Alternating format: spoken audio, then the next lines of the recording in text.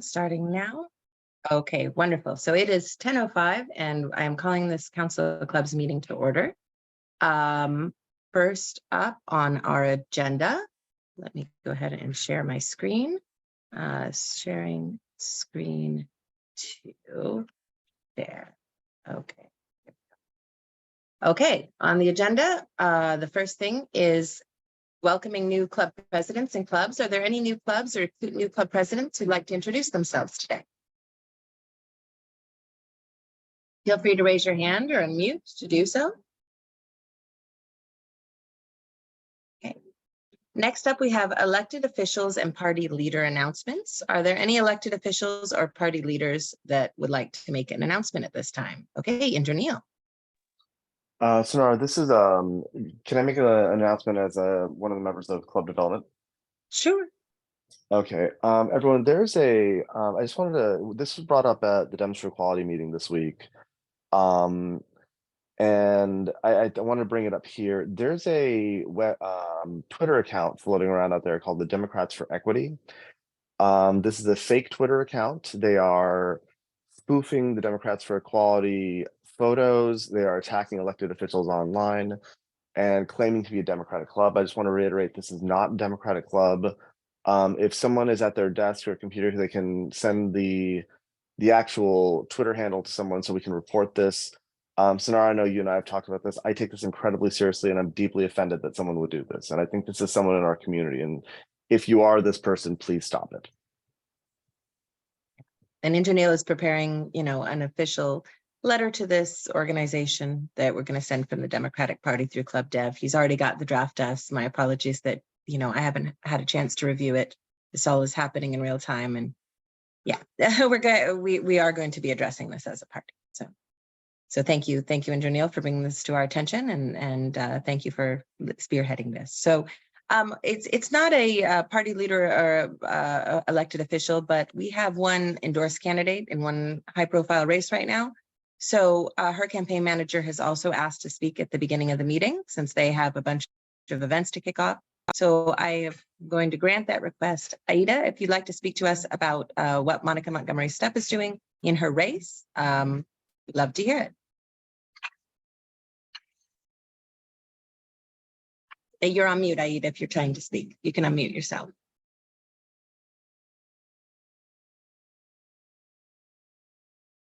Okay.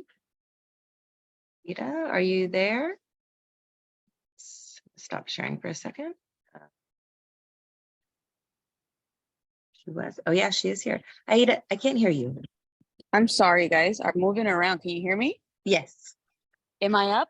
Yes, you're up. Okay. Alrighty, everybody. Thank you so much for the opportunity, Sonara. Hi, my name is Aida Castañeda. I serve as Monica Montgomery Stepp's campaign manager. There's so much chaos going around, and it's only 10 a.m.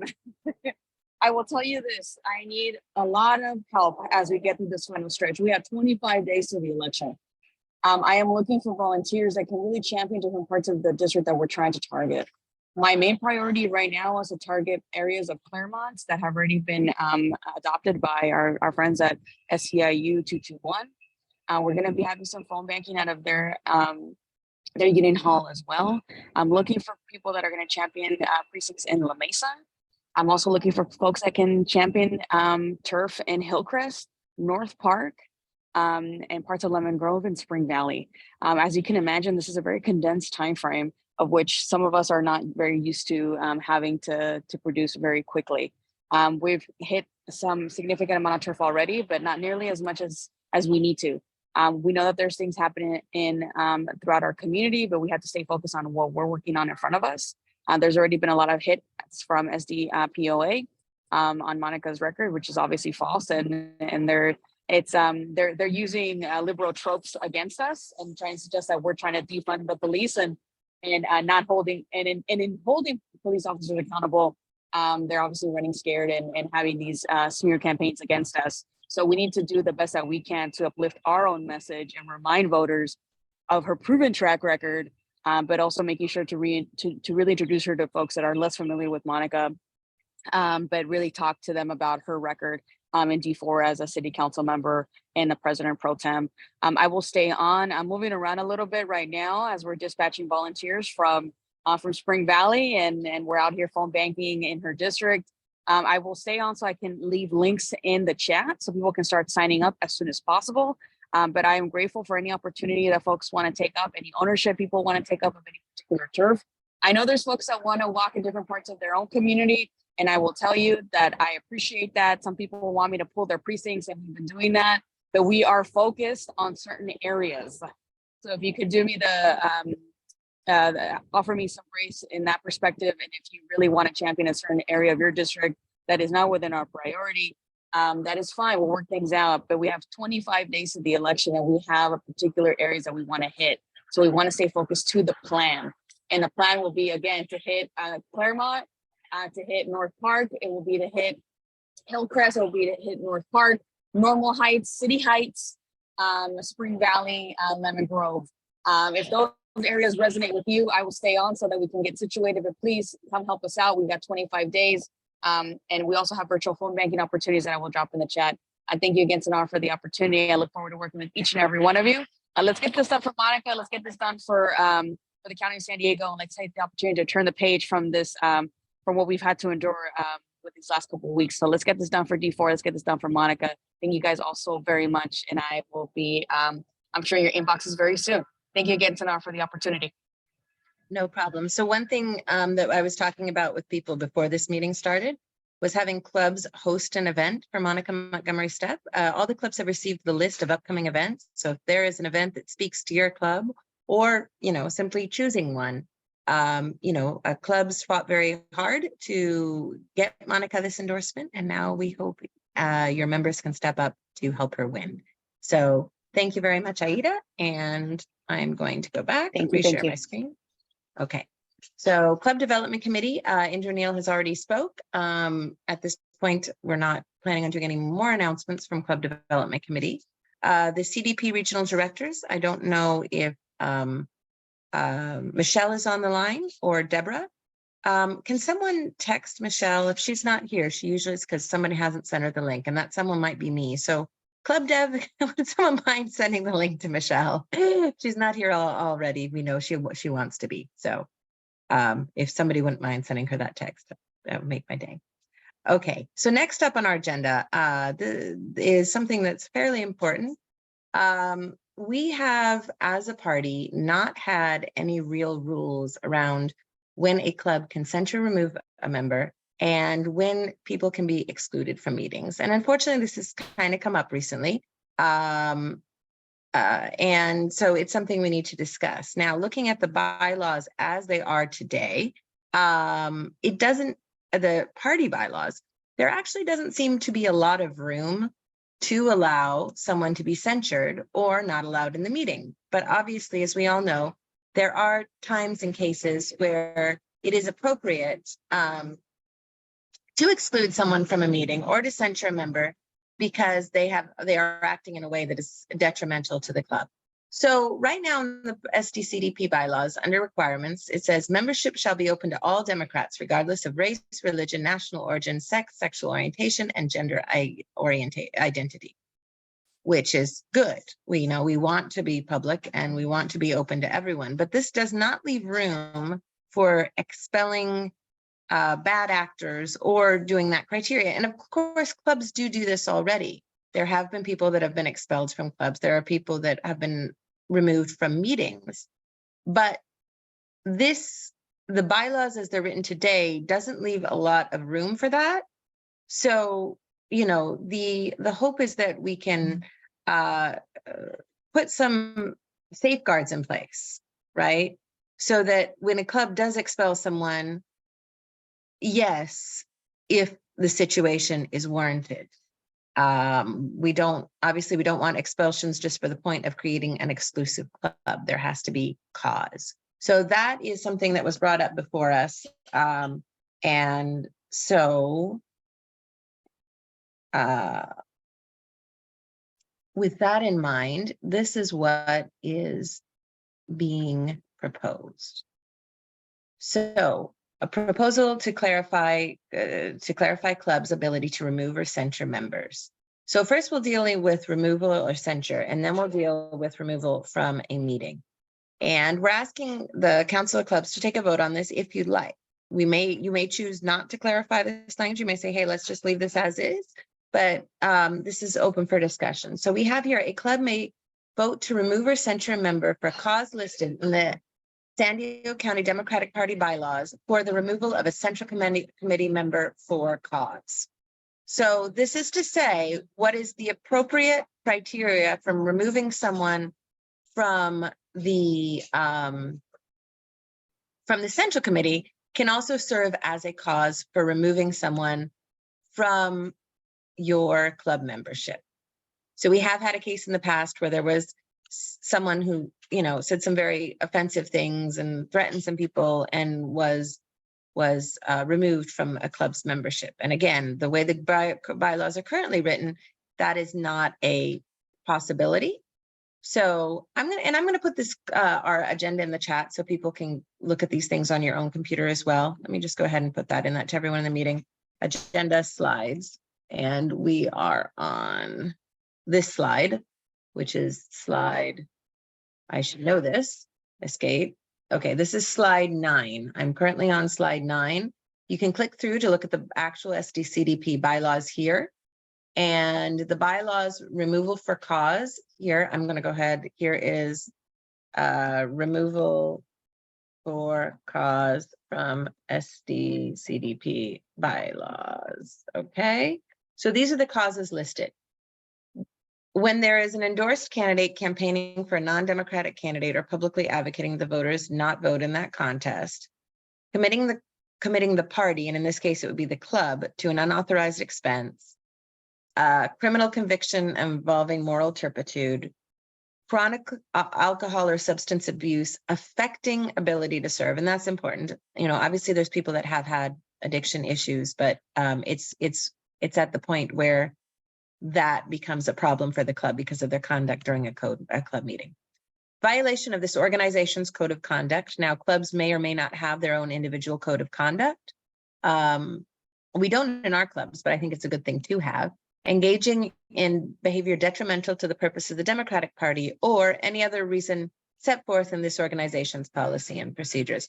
So basically, what we're trying to say with this language is the same things that would cause someone to be removed or let's see, am I on the wrong one? Yes. That removed or censured from the party would be grounds to remove and censure someone from the club. So kind of adopting this language a little bit to say the word club instead of party.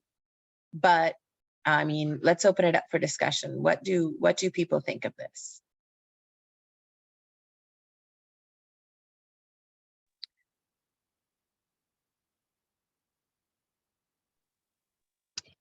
I think I should speak about this, Sonara. I need to see something in there that is about disruptive behavior.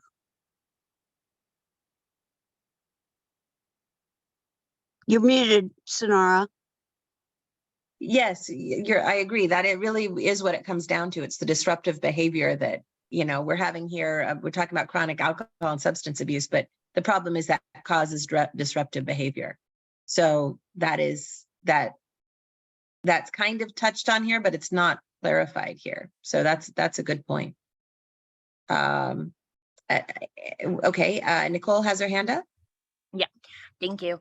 I think that this should be left to the clubs individually to handle. Each club has their own, issues and challenges with people in the community being either disruptive or being offensive or not necessarily being an actual, Democrat that come to these meetings. But I think that in order for a positive culture and an autonomous culture for our clubs as they exist right now is to let this remain a club matter individually as opposed to an umbrella policy that takes place. Because as to the last point, there are nuanced things that for cause, issues and disruptive behavior like that is, an objective and evidence-based analysis. And I don't want it to be weaponized against individual clubs, because then it will further degrade the dynamic relationship that, that we have with the members of our community who we are trying to, enjoin in our clubs. Good point. Phil? Yeah, I agree with what Nicole just said. And at first I thought what was being addressed here was putting wording in, recommending wording changes into the county's governance of the clubs so that it's mandatory that clubs put this in. And in the first place, it's not prohibited. Sorry, Phil, we lost you.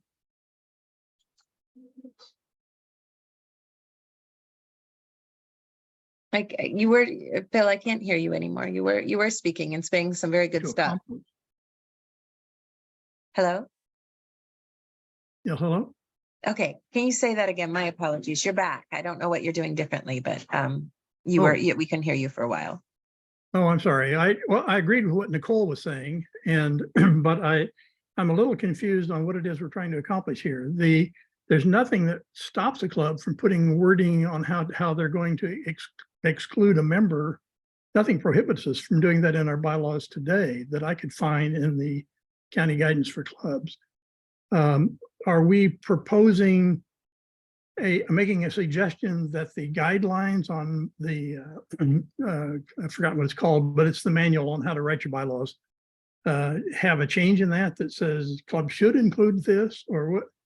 Well, there was some questions about when a club could exclude a member, and no guidance was given. And at Club Dev, we did discuss, is this something that should just be best practices in our club manual? Is this something that should be part of the bylaws?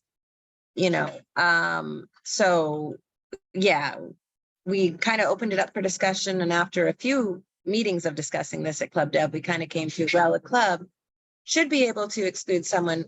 Violations of this organization's code of conduct. I think that's really your code of conduct, the club's code of conduct. And this is where we came to, was the club's code of conduct or something so egregious that it would exclude someone from central committee. But we don't have to move forward with anything on this. This was just something that was brought up because there have been some clubs attempting to exclude some members, and the members pushing back and saying, wait a sec, you don't have a right to do that. So this was just something that seemed that a clarification may be needed. We don't have to move forward and do anything, but it came to the point where it warranted a discussion. I agree with you. I mean, I think it's a good idea, and I think we'll put it on our own club's agenda for the next time we modify our bylaws to do something. But I was just confused on what our end product was. Right. The end product would be, if what we're discussing here is the party bylaws, including something regarding clubs. So this would be added to the party bylaws if we were to choose to do so. And I completely understand Nicole's point, so we may not choose to do so. But the idea was to add some language, because today the party bylaws don't address this at all. And maybe that's appropriate. Maybe we just need to be completely autonomous. But the question was clarification needed? And if so, what was that clarification? So from Manola from Spring Valley, you're next. Oh, I don't have my video on. Sorry. You do. Oh, I didn't though. Okay. I have two questions. So does the SDCPDP bylaws, are they overarching for all the clubs? So if the bylaws are in, if it's written in these bylaws, do all the other clubs Yes. have to follow it? Yes, this is the overlying guidance for all clubs. Mm-hmm. So the question is not whether or not the clubs can do something, but rather whether it should be in these bylaws. Exactly. Well, Okay. there's a kind of an open question about whether or not the clubs can do something too, because if you do read these bylaws today, it says membership shall be open to all Democrats. There isn't a lot saying, there's nothing that says specifically that membership can't be revoked, but some people who were had their membership revoked said this was done capriciously, and there's nothing in the party bylaws saying that they can revoke my membership. So that it was an attempt to clarify that. So Anna, you're next. Oh, sorry, Manola, did you have a second point? I feel like you said two things. Yes. Sorry. Okay, my apologies. I think you're next. I'm wondering if something, I'm not clear about why this is happening. I understand that a club or clubs are having some issues with pushback. And it seems like there is possible support for them doing whatever they're doing. But I'm not clear why why it has spread to everybody. So if that could be clarified again, that would be. Yeah. So the way it works is, a club's, if a club member or a club itself has a complaint to the party, it goes to the club development committee. The club development committee, which I'm the head of, and then we have 5 members, we look at that and determine whether or not it goes to the ethics committee. A club for failing to follow the party bylaws could get in trouble. They could be dechartered, they could lose their associate member. So the question is, this rose on some level to the club development. There were some complaints of people saying, hey, why am I being excluded from this club? It seems very capricious. So the complaint was raised to us. And we don't have a lot of guidance on how to handle that, again, because all the party bylaws say is that membership shall be open to all Democrats. Does that mean that always open? Does that mean that at some point a club can remove a member? I mean, clearly our clubs do remove members. And does there need to be additional guidance around that? Because are these removals capricious? Because, this is very theoretical, but we could have a situation of a club that is a very tight clique and simply doesn't like another person because they're not part of their circle. But you're supposed to be representing a geographic community or affinity.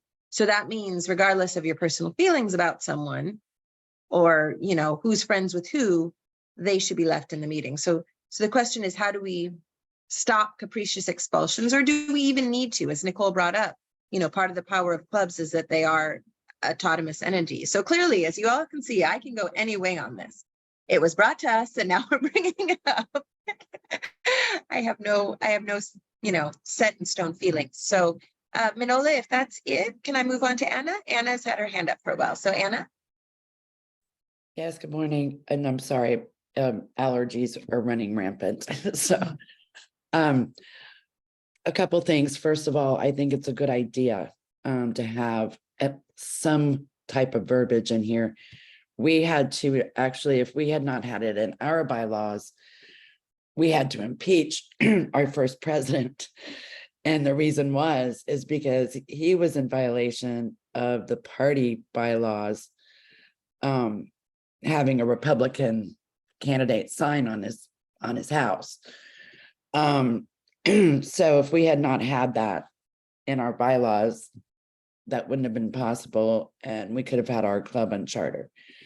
Second of all, we do have a code of conduct, but primarily it's for our Facebook page. I highly recommend that clubs, if you have social media, that you create some type of a community engagement or code of conduct for your Facebook and social media pages. But I agree with having this verbiage because it's what we can't think about that we need to protect ourselves from. Okay, so Brenda, you're up next. Good morning, everyone. I completely agree with Nicole. I think that it should be left to the clubs, and having witnessed interactions with several club presidents and members, it just feels like this would give the opportunity to people who have been toxic in meetings, the opportunity to force themselves into the meeting. Like, it just feels like it would go a different direction. I don't know. It just feels like it should be left to the clubs. So I don't know. I agree completely with Nicole on this one. Greg, your hand was up next. Yeah, a couple of points of clarification. First, are we talking about the criteria for membership, or once someone becomes a member, the process for and the criteria for exclusion, that is removing them? So that's the first point of clarification. The second one is, I'm not sure why this is needed. And this is a point of clarification for me, because in Robert's rules, there's already process for removal of any member of an organization. Most of us have in our bylaws that we're not covered by bylaws, and this is standard, that Robert's rules apply. Therefore, the process outlined in Robert's rules is already available to us. What Robert's rules does is to mainly focus on process rather than the reasons for removal. That is the fairness of a 2/3 vote, the general membership, that kind of thing. And that's the place of protection.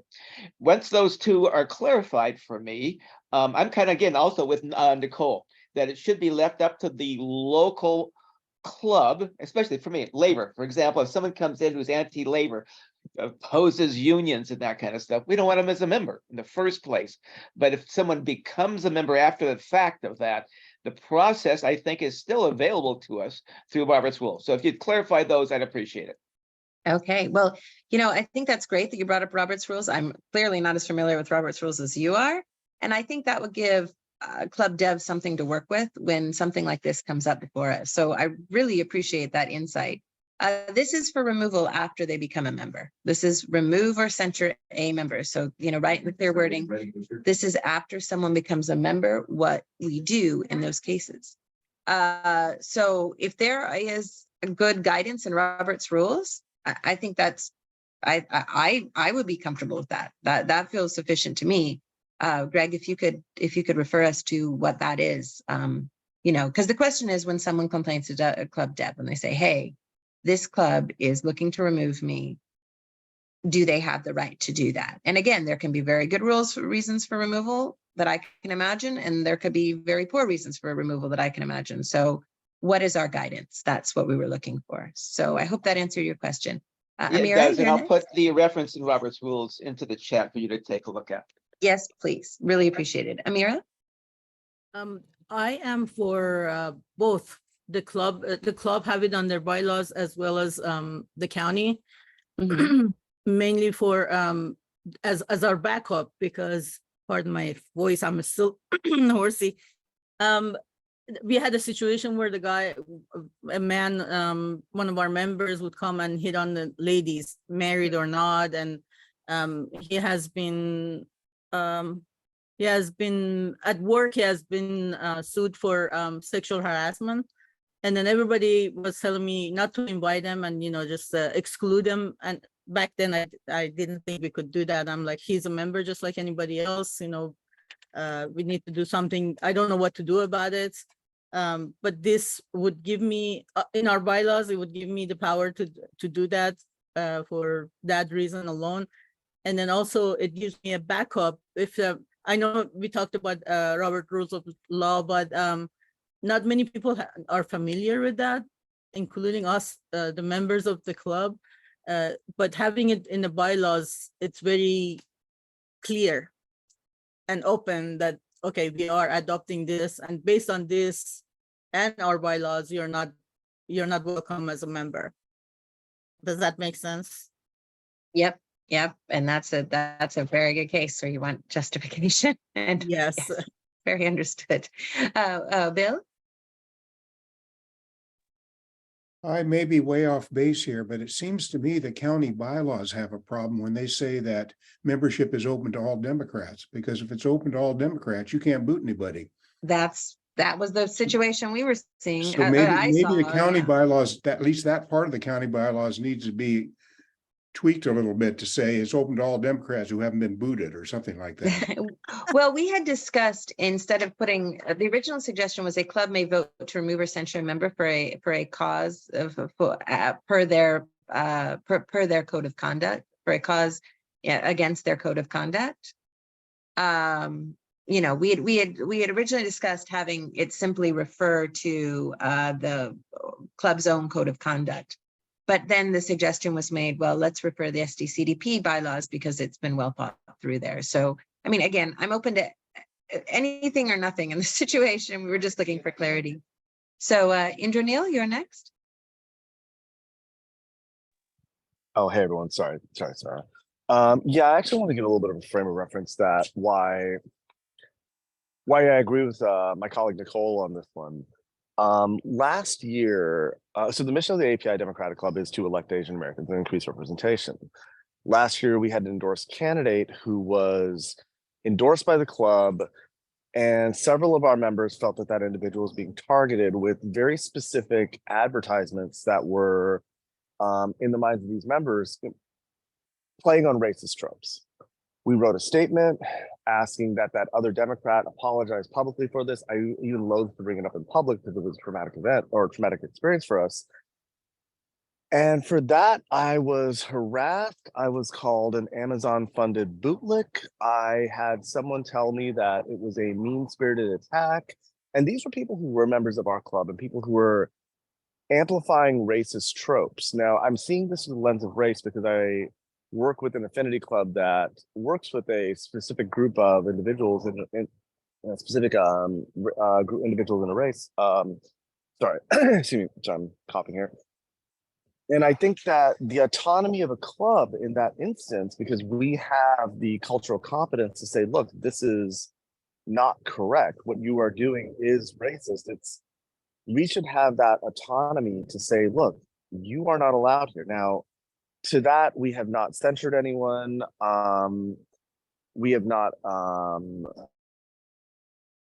sanctioned anyone. We've kind of stepped back on that because again, it is traumatic to do these to our members. What I'm concerned with is if I do that to these individuals, that I'm then going to have to go down a rabbit hole of administrative loops. I'm going to be pulled before committees because it was dem on dem. There are certain people who are for this person, for that person, etc. And I really do worry about re-traumatization of my members who were subject to attacks. Some of our members were told that their wives should leave them and take their kids because they're criminals for speaking out. Some of our members were told that, I'm not even going to repeat some of the stuff I wrote down here. But yeah, so again, I would strongly suggest that this either gets strong clarification at the party level, because again, the party bylaws do have holes in them. That we do talk about the administrative process, because again, our clubs will be subject to that. And I think we do need to take a beat on this, because again, I have to deal with people who are racist, and let's be honest, everyone, there are racists in our party. And that's something that we have to deal with. We have to have these uncomfortable conversations about race, but the issue of harassment and racial harassment is real. I have been racially harassed by people. I have had my family and my livelihood threatened, and I run a club, and I understand that that's part and parcel of running a club, but the clubs should have the autonomy to protect themselves, at least in this case. Thank you. So thank you, Indranil. So with that in mind, does anyone else wish to speak on this topic? I don't see any more hands. Okay. So again, as the bylaws are currently written, there is no guidance on removal, but it could be interpreted that a member could not be removed. And this was written to say the SDP CDP bylaws removal. We played with, as per the club bylaws, we'd suggested as well for reasons listed in the club's own code of conduct. So does anybody, does anyone want to make a motion on this as far as making a change or not making a change? Does anyone have a suggestion? And should we vote on something today, or should this discussion, I don't know. Yeah, what would people like to do on this? Suzanne, your hand is up. Yeah, I would like to propose or make a motion that we not change the county bylaws, but that people are free, except for one thing. Well, I can't do two at once. And I just want to say that, just do do not change the county bylaws.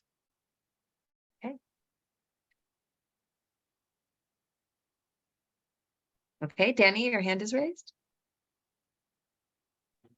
Yes, so is this the list of causes would be within the bylaws for the central committee? Yeah, now, and this isn't removal from a meeting. This is removal or censure of membership. And the causes are here, but we just had, I know you joined a little late. We just had kind of a lengthy discussion on clubs saying, you know, we want the autonomy to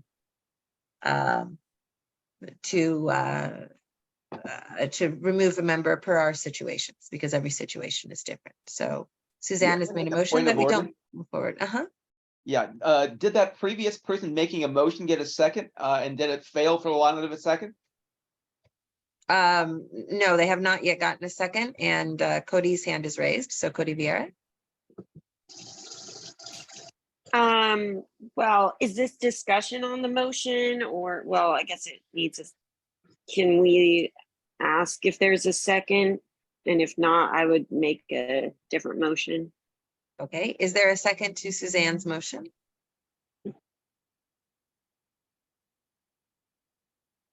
Okay, I see Chiwu's hand is raised. Is that to second the motion? I'm second. Okay. So with that, we haven't done a very good job of credentialing people here today. I'm just going to go ahead and call, is anyone opposed to the motion? Let's do that. Is anyone opposed to the motion to leave the bylaws as is? Well, can we have discussion? Okay, thank you, Cody. Yes, let's have discussion. Would you like to discuss first? Well, I mostly agree with the motion, but since there is still concern about ambiguity, my suggestion was going to be that we simply state that a club may vote to remove or censure a member in accordance with the club's own bylaws. So they at least need to outline that in their bylaws. So I don't know if I can make a amendment to motion, or if we just vote this down, and then do a different one, but that's what my preference would be. Well, Suzanne, how do you feel about that as a friendly amendment? I agree that I remove my amendment, withdraw my amendment, because I think that Cody has a very valid thing. I like her thing too. I'll voice my support. Danny, your make hand a is point still of order on this stuff. Okay. Once it's been stated by the chair, it's at the willingness of the group as a whole. There's no such thing, frankly, as a friendly amendment. You talk to Doug about this. Okay. So it has to be I wanted to amend the motion, and Susan agreed, so that's a second to my amendment to the motion. There we go. Thank you both. Okay, Danny, your hand is still raised. Okay, so you voted to amend the motion. Do we need a second to amend the motion? I think Suzanne gave the second. Are we okay with that? Okay. So Danny, your hand is still raised. Do you have for discussion on this motion, or my only concern there is that it would be applied differently based on the club's bylaws. Mm-hmm. Instead of a blanket, this is what you can be removed for. Each club could have different reasons why they would censure a member. Maybe Cody can address that. Okay, so can I give Cody a chance to address that before Narima speaks? And while we're at it, as the people are speaking, would you all mind renaming yourself to put your club name in there? For the sake of voting, we will possibly need that. So we'll need that. So Cody, do you want to address that? Is Danny's concerns about the process or the reasons? Yeah, I'm a little confused too, Danny.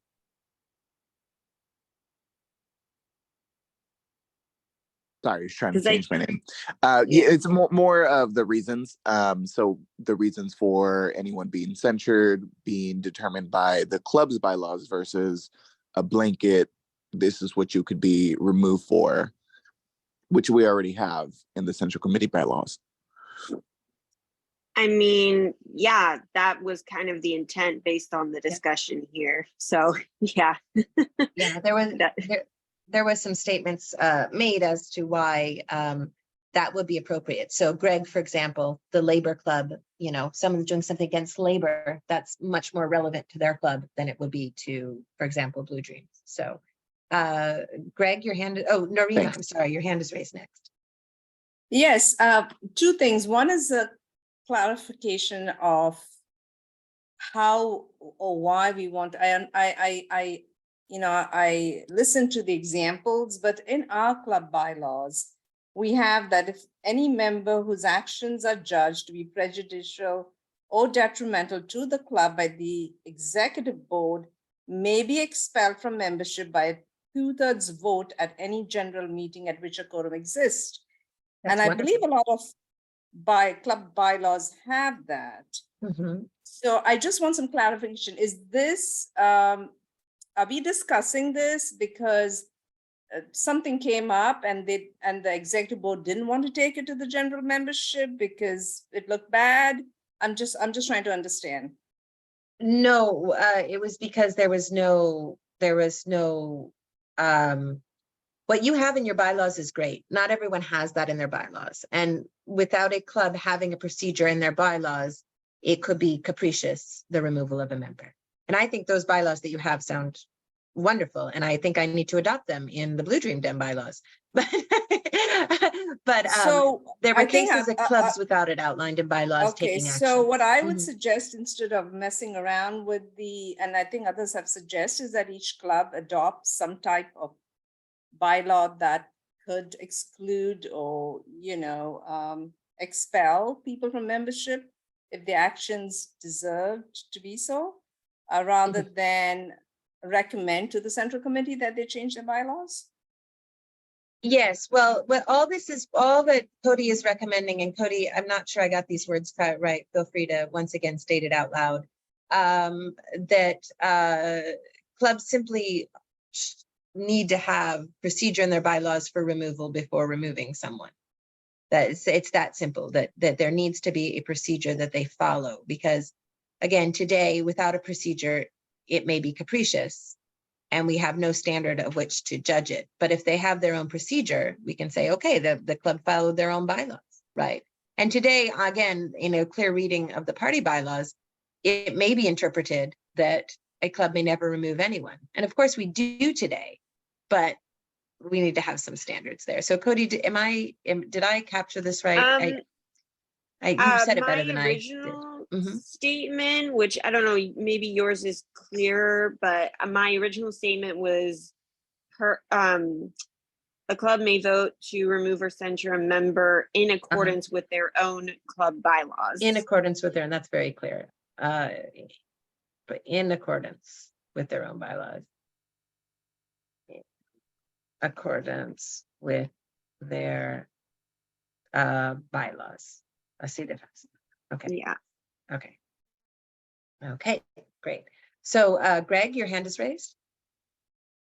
Thank you, Sonara. Yeah, as you pointed out, it is, I write this in favor of the motion as stated. I think there's a distinction here, one between the criteria and the method for expulsion. We already have that method of expulsion in Robert's rules. That's already there. I mean, we may not be aware of it, but it is there. And what was stated by the previous speaker about their particular bylaws is basically echoing what Robert's rule says. So in essence, that's available. That's the process. The criteria for making use of that is, I think, what we're talking about. And as you pointed out, Sonara, for us as labor Democrats, that would be a very specific issue related to labor. Whereas something in the environmental Democrats, it might be involve something with the environment. So I think therefore, this particular motion is the advisable and the best one, since we do already have the mechanism for going through the process. What we want to clarify are the grounds for making use of it. So I speak in favor of the motion as stated by Cody. Wonderful. Yeah. Great. Good motion, Cody. Okay. Anyone else like to speak on this? Okay. So is there any preference for the voting mechanism here? Okay, well, given that there doesn't seem to be a preference, I'm going to go ahead and can I call for a vote? I'm going to go ahead and lower your hand, Cody, unless that is on purpose. Is your hand up for a reason? Okay, good.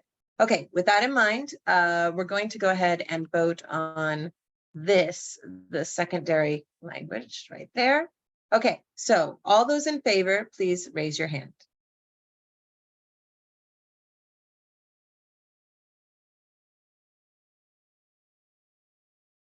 I see a clap. I'm assuming that is meant to be a hand raise. Someone is clapping. Could you just really quickly say what? So, sorry, I can't hear you, Indranil. Sorry, I could not hear that. I think that was Indranil. Can you please state that again? He wanted clarification on the motion, I think. Oh, the motion is to vote to adopt. A club may vote to remove or censure a member in accordance with their bylaws.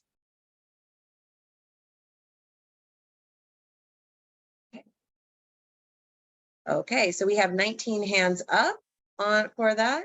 Okay, with that in mind, I probably should take a screenshot of this.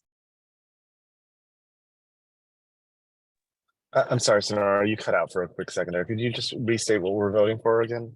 We are voting to adopt the language in the party bylaws. A club may vote to remove or censure a member in accordance with their bylaws. Okay, thank you.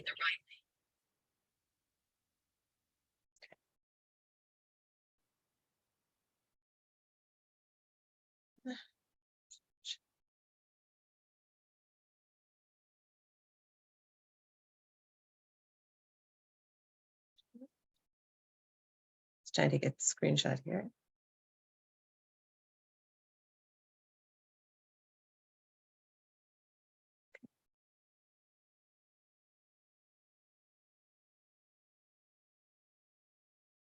Okay.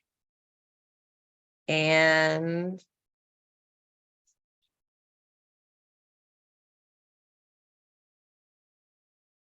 okay, so now Sonara? let's, yes, One last thing. I was unable to vote, but I just want to verbally say I'm voting for this one. So whatever the vote was for the yes, I'm adding one to it.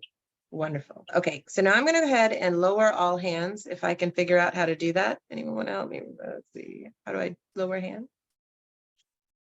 Let's see. People lower their hand. Gosh. Okay, I've still got some hands up. How do we lower hands? Lowering hands. Oh, lower hands. I don't see how to do that. Okay, all hands appear to be lowered. Thank you, everyone. Anyone opposed, please raise your hand. Anyone opposed to this motion? Anyone opposed? Going once? Going twice? Okay, seeing no opposition, this is unanimous. Wonderful. Thank you, everyone. Now we have a secondary thing here about exclusion of people from events and meetings, but our meeting, we are already at 10:53 and we have a wonderful presenter. So if it is okay with everyone here, if there are no objections, I would like to move this to a future meeting, the clarification of when people can be excluded from a club meeting, which is separate from being a member. So do I hear any objections to that? Okay, good. With that in mind, we have a wonderful speaker who has been waiting. Chida, are you here and ready to go? Hi, Tanara, it's Chida. How you doing? Chida. Okay, my apologies. It's okay. Thank you. Okay. Welcome, welcome. Okay. Good morning. Ready to spotlight you. I do have a PowerPoint presentation. Yes, please. Okay, let me go ahead and make you a co-host. Thank you so much. And I appreciate the invitation to come and chat with everyone about the work that I do. My name is Chida Darby. I am the Director of Appointments, Boards, and Commissions for Mayor Gloria. I do see one of my beloved commissioners online, so good to see you, Ryan. But I will go ahead and get started and run through this brief presentation and then open it up for any questions that you may have. And let me do this screen share.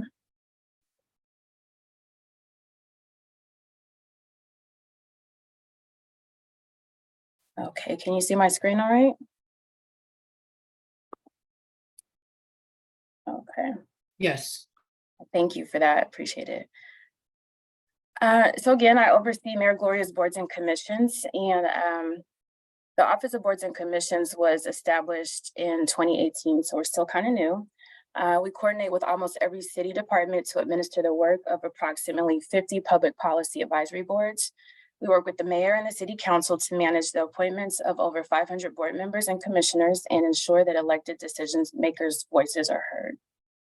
Or that the decision makers hear the voices of those serving, excuse me. So here I'm just kind of outlining what the differences are between a board, a commission, and a committee. Boards are responsible in general for proposing policies and ensuring that the organization meets its goals.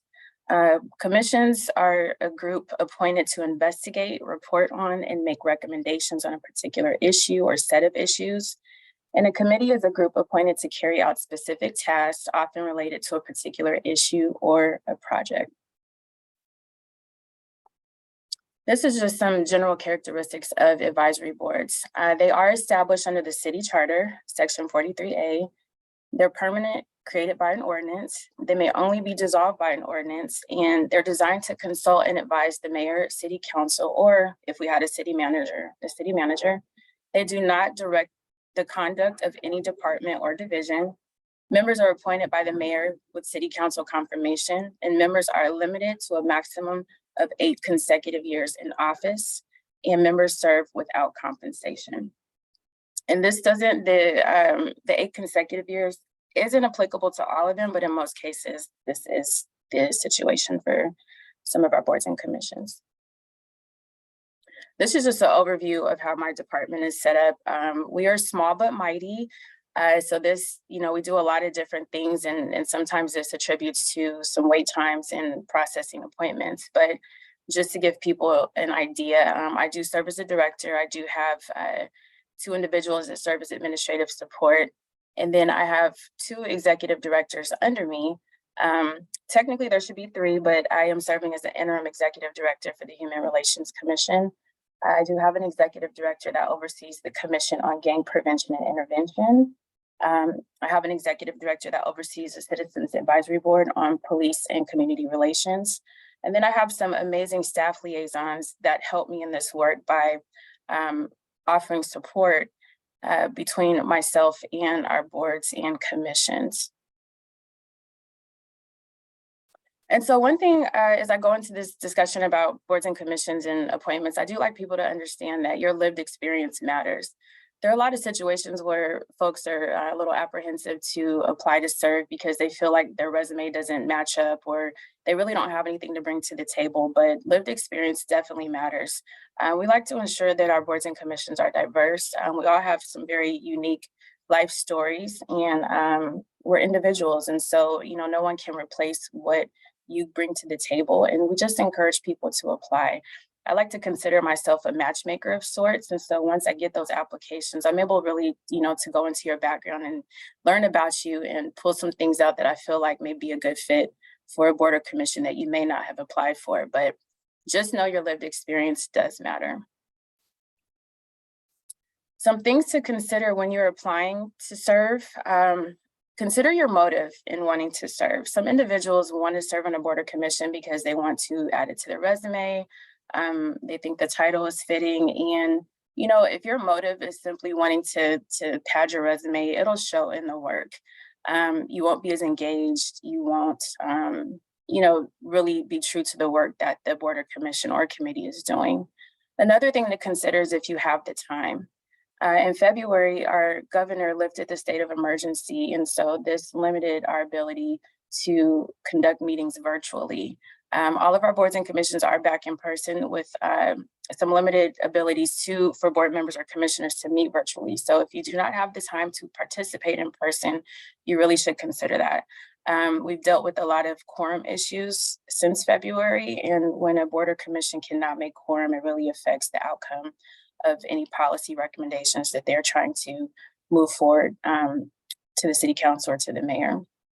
Another thing I like people to think about is if they're familiar with the work and the discussions. When I'm interviewing people, a lot of times they haven't even investigated the board or commission that they're wanting to serve on. For instance, our Arts and Culture Commission is pretty popular. And so we have people, just for example, that might want to serve because they like art. Well, that's a good start, but it really helps to know what the conversations have been in those meetings and, what you're jumping into if you are selected to serve in that way. Also, it's great to know how familiar you are with the administration's priorities. Another question I ask people when interviewing them for a position is, do you know anything about what Mayor Gloria is doing? How do you feel about it? What would you advocate for? And more times than not, a lot of people aren't. And so, us that work here at City Hall, we're a little closer to the issues, but it is good to have an understanding of the administration you're wanting to serve under, and just even know if you're really in agreement with, the thoughts and priorities that we're advocating for here.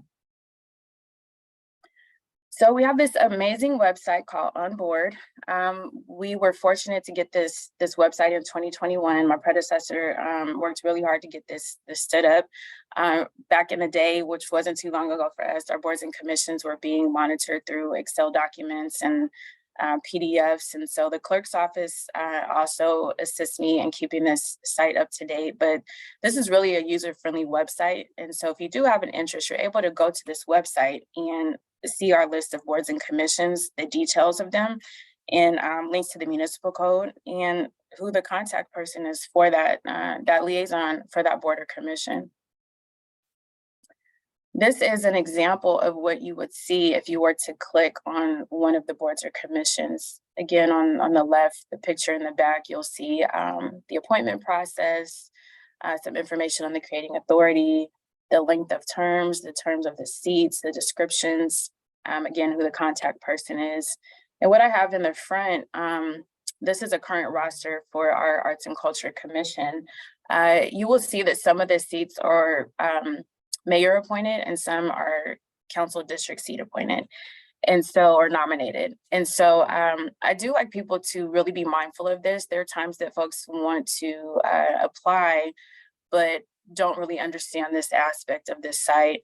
If a seat is nominated, district nominated, we do encourage that individual to, establish a connection with the council district's office and to let them know that they are interested. If you live in that district, let me back up and say that if you do live in that council district, it's good to reach out to that council member and the staff and let them know that you're interested in representing them in that seat. And they, if their conversation goes well and they're able to vet you, they will send that nomination to our office indicating that you have an interest as a representative of their district and serving in that capacity. So as you can see here, we have District 6 seat vacant. We just had a commissioner resign from that seat, and so it is open. But what you can also see on the far right under calculated terms is that we have quite a few seats that are going to expire on August 31st. And so there are times that people are interested and they see that the seat's full, but it's good to pay attention to those term dates. We do allow people an opportunity if they're interested in serving again to be reappointed, but it's always good to have applications on hand so that we're able to get those seats filled quickly. And so when you begin the actual application process, it's really important that you complete everything in its entirety. Here you'll see where I have circled the request for a headshot, resume, bio. There are times individuals complete the application, but instead of uploading a bio, they'll just upload a duplicate of their resume or a photo or something that's just not applicable to what's requested. These requests are very intentional, and following instructions is really important. And so if I get an application that wasn't completed properly, that could be a little bit of a flag for me. And so two, if you're having any difficulty filling it out, you can always reach out to our office. I've found that some people have issues with their browser.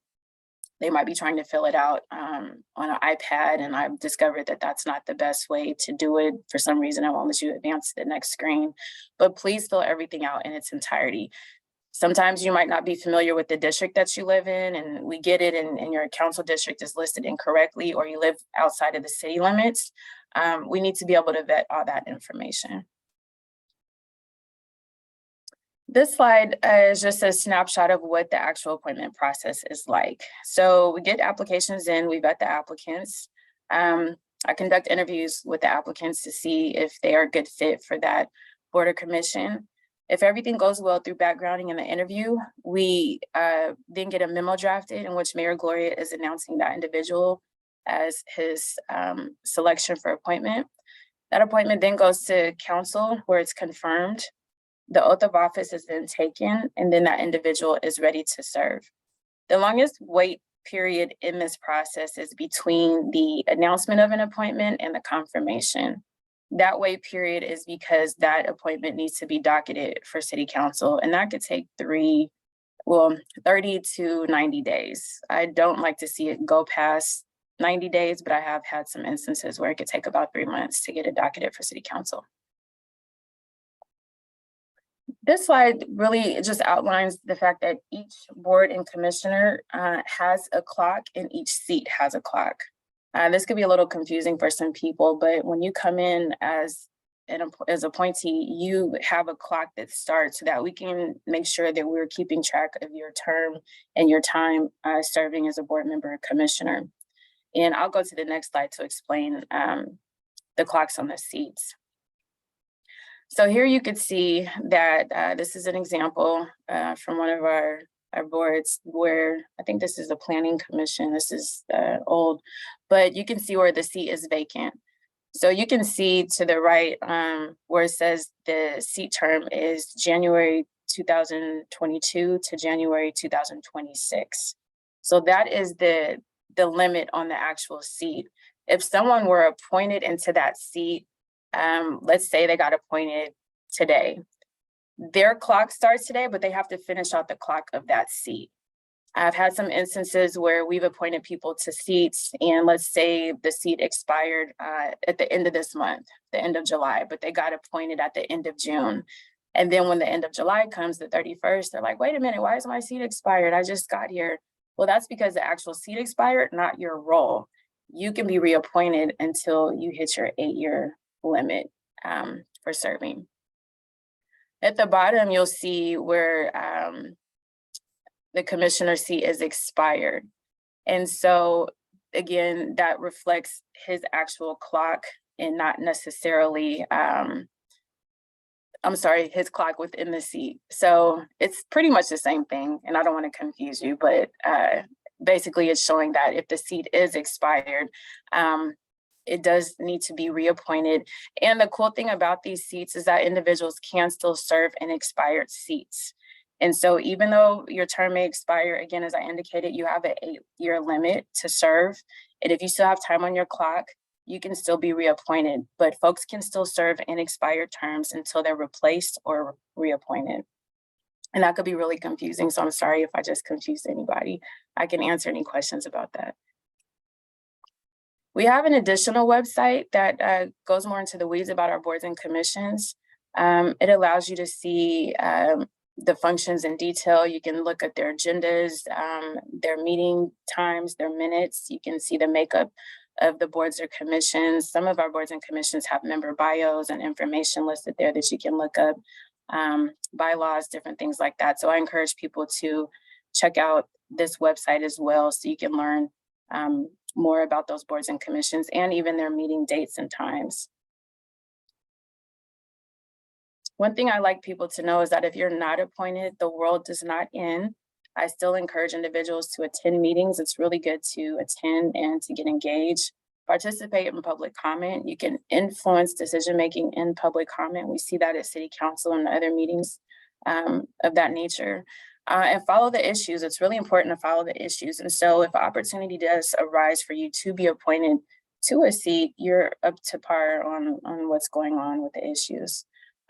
Continue serving in the community and in the city in other ways connected to your interests. All this work is about public service. And so getting the seat is really great. Getting the appointment is great. But at the end of the day, you know, public service and, you know, a lot of you being a part of the Democratic Club understand that. And so it's about public service. And lastly, wait for a vacancy to open up. Sometimes people resign, sometimes seats expire, and if those individuals aren't reappointed, you definitely have an opportunity to serve in that capacity. And now I will ask if there are any questions.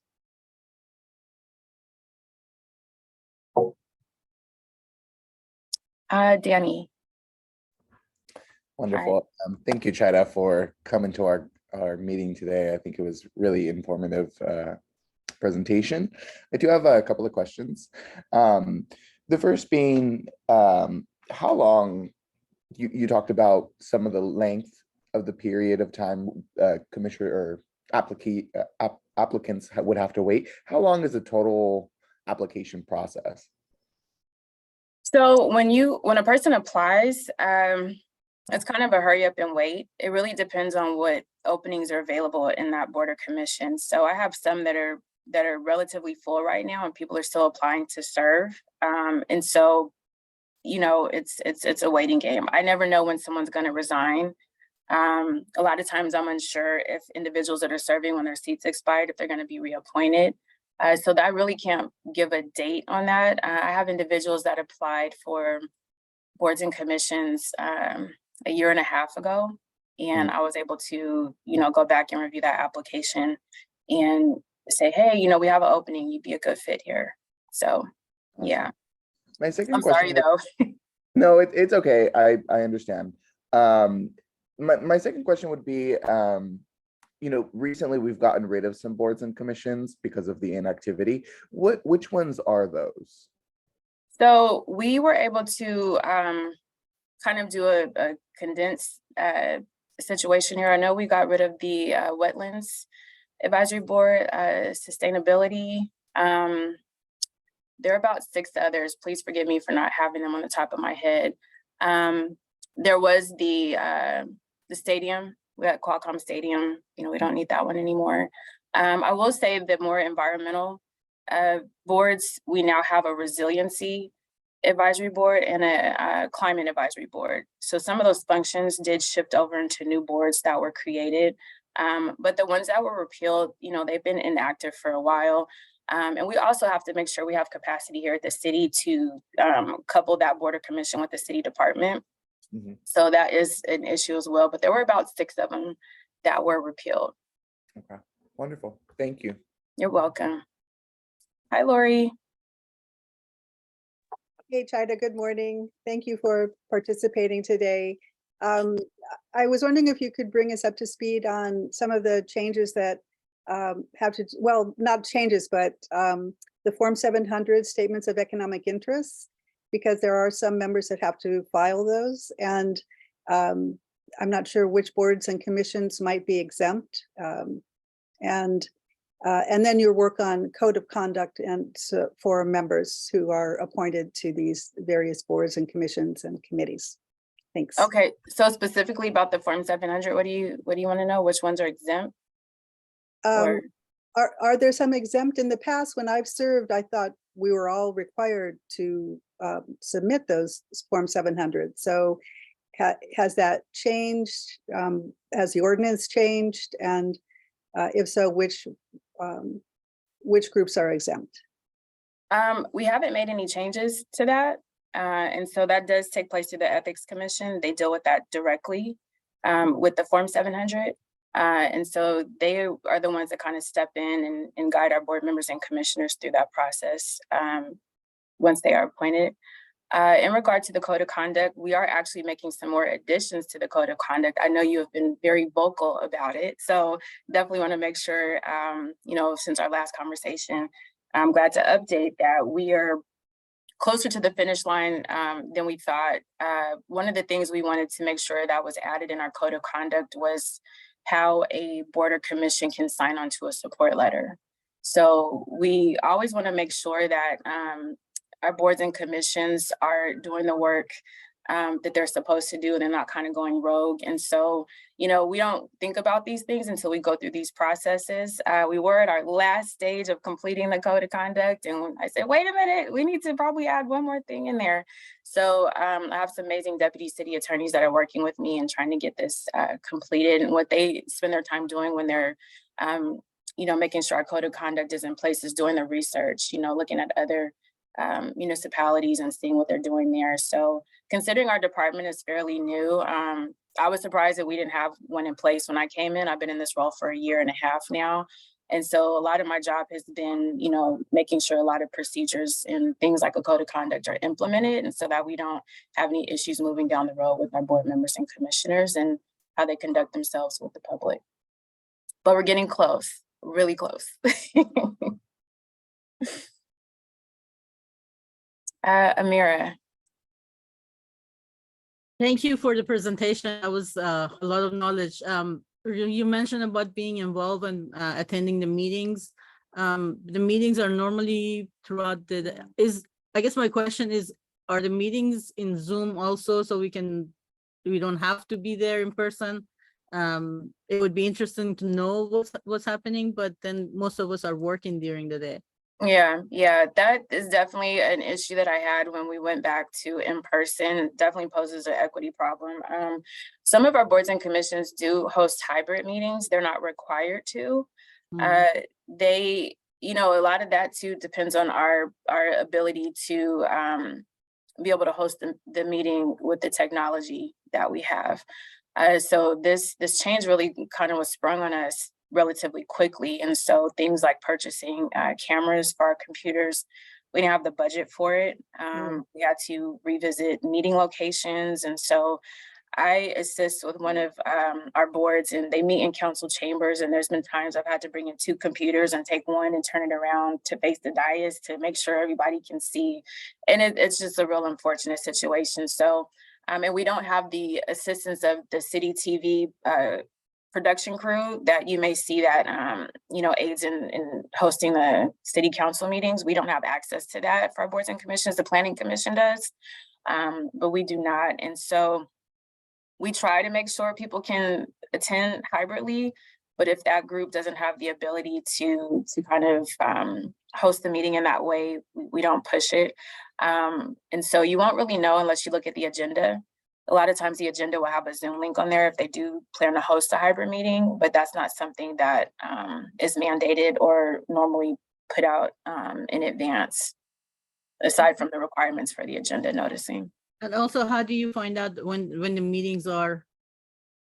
So one of the websites that I put up, and I'll share my presentation with Sonara, one of the websites where you can go through and you can get the descriptions and the details on the boards and commissions, it'll put their meeting dates on there and the locations. And so you just kind of, I hate that it's so wonky and you have to kind of fish for this information, but you can go through there and find which one is of interest to you and kind of note down the meeting date.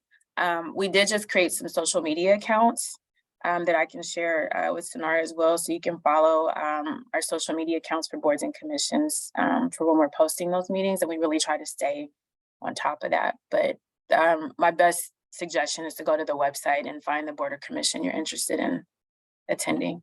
Okay, thank you. You're welcome. Stuart? Hi, Stuart Gaber. Thank you for your presentation. And I'm a member of the Behavioral Health and Advisory Board on San Diego County. And I just wanted to mention that there's over 100 boards on the county level as well. And it ranges from mosquito abatement to criminal justice, health and human services. So I found it absolutely a thing of service to be on the board to help bring our democratic values to it. And most of the appointments are by your county supervisor. Each one has a chunk to represent, and it's under, if you go to the county site, you can go to about boards, commissions, and committees and pick out the one you want, go through the application process, and there you go. And most of the meetings are during the day that I can see, and that may be a problem. But I find it absolutely imperative that that my voice representing veterans and substance abusers and people seeking mental health services be represented. And I'm sure you'll find an area of interest if you look at the county board list. That's all I got. Thank you for calling me. Thank you for being here. Aida, is that right? Sorry. Yes. Hi. Thank you so much. Hi, everybody. Again, Aida Castañeda, campaign manager for Monica Montgomery Step. Thank you again for the opportunity to join you earlier today. Like I promised before, I have a lot of information on the chat. There is a Google link to sign up for our canvassing shifts. We are canvassing every weekend up until Election Day. That's available to you. If you also like to phone bank, I also have some phone banking opportunities in the group chat. Please sign up as early as you can. We're meeting in person. Go ahead. I appreciate all this, but this is Chida's presentation right now. We're going to do these in announcement after the I'm so sorry. Sorry about that, guys. No. It's okay. I appreciate your enthusiasm. Danny, you still have your hand up. That was awesome.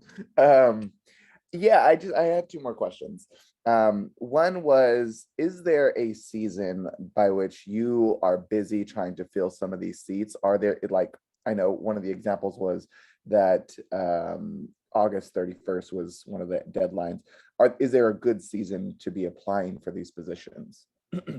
You should apply whenever you think about it. If it's in the middle of the night and you just had a dream, get up and apply. So while this is my main gig here, I do a lot of other things in administration, and it's really helpful for me to have the applications on hand. Sometimes people text me and they say, oh, I want to serve, or I want my friend to serve. And I'm like, okay, did they submit an application? Well, no. Well, it's like going for a job, just apply, because the right time will pop up. And that's just an example that I have some seats expiring in August. I try to plan because the website allows me to kind of do some forecasting. And so if I know in 3 months, some seats are coming up, I can already start looking at applications now. But it's just a rolling situation with the boards and commissions. So just apply. The great time is when you think about it. And one of the other big initiatives that we're trying to do as a party is trying to outreach and get more youth involved into this different governance processes. So is there a need for young people to apply at these commissions? And if so, would you be willing to maybe do presentations at like San Diego State?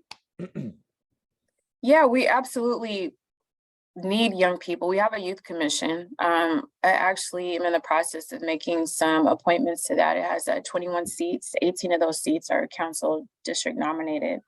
And so we're hopeful to get those seats filled relatively quickly. That commission, it will be under the purview of the Office of Child and Youth Success. Because of my limited staff and my time, I can't, unless I'm invited to, I can't consistently, like, proactively go out and do these types of presentations. But that's one thing that we are working on. I think media marketing is a big part of what we do, and we can't expect people to serve if they don't know what's happening and how to get involved. But definitely need the youth voice. And the commissioners that we have, they're engaged. There's been some hiccups with getting them going. That particular commission has run into some quorum issues because, we have situations where some of them work, they're in school. Now we don't have virtual meetings. They have to come in person. There's transportation. So getting them there has been the biggest issue. But I definitely would love for young people to engage. Wonderful. We'll chat offline. Thank you. Thank you. I don't know if Stuart had his hand up from before or. Okay. Yeah, I've placed the link that Stuart provided me to everyone in the chat for county boards and commissions, and Griselda, who is Nora Vargas's point person for boards and commissions, was going to speak today and unfortunately has been under the weather, so she isn't going to join us. She'll be joining us next time, but thank you, Stuart, for bringing that up. Chida, am I saying your name right? Chida, like China, but Chida. with a D. Okay, Chida. Chida. Thank you so much for being here. Is there anything else you would like to say to us? No, just apply. I will put my contact information in the chat. You're more than welcome to email me. Don't be a stranger. You're not bothering me. If you have questions or recommendations or you need help filling out the application, I welcome it. So I'll put my cell number and my email address in here. And yeah, Okay.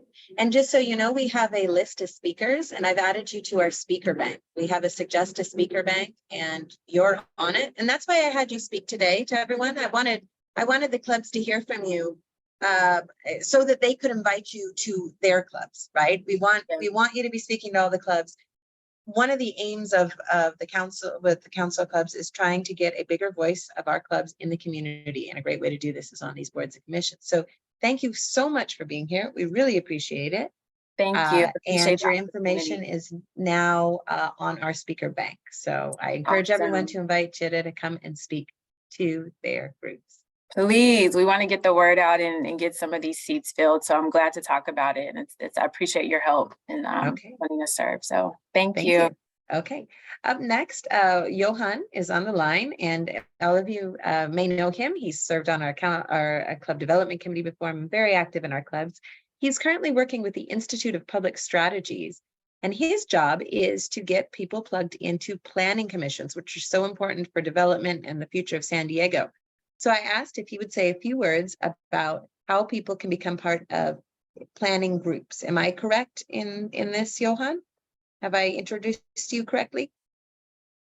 Mostly, yeah, I think so. Okay, correct. Hi, good morning, everyone. So I'll make this presentation or conversation brief. Currently, I'm working on a project with the City of San Diego regarding their planning groups. So I'm using the lens of the City of San Diego. Just so you know, there's other municipalities and the county, they have their own version of planning groups, advisory bodies for infrastructure and development projects and whatnot. But for the City of San Diego, there's 42 planning groups, and I'm gonna put in the chat box a map of where all the planning group areas are. Here they are.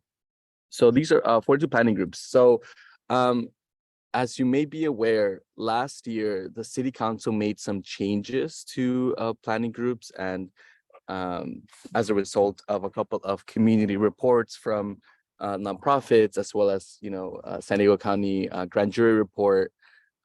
So the idea is they wanted to make planning groups be, legal independent bodies that advise the city and the City Council. But they also wanted some of the changes include having an ethical standards document part of their application process, part of the planning group, right? They wanted to, there's going to be a participation and recruitment plan that each planning group should have. So essentially, actually, can I share my screen, Sonara? Yes, you can, and I've made you co-host.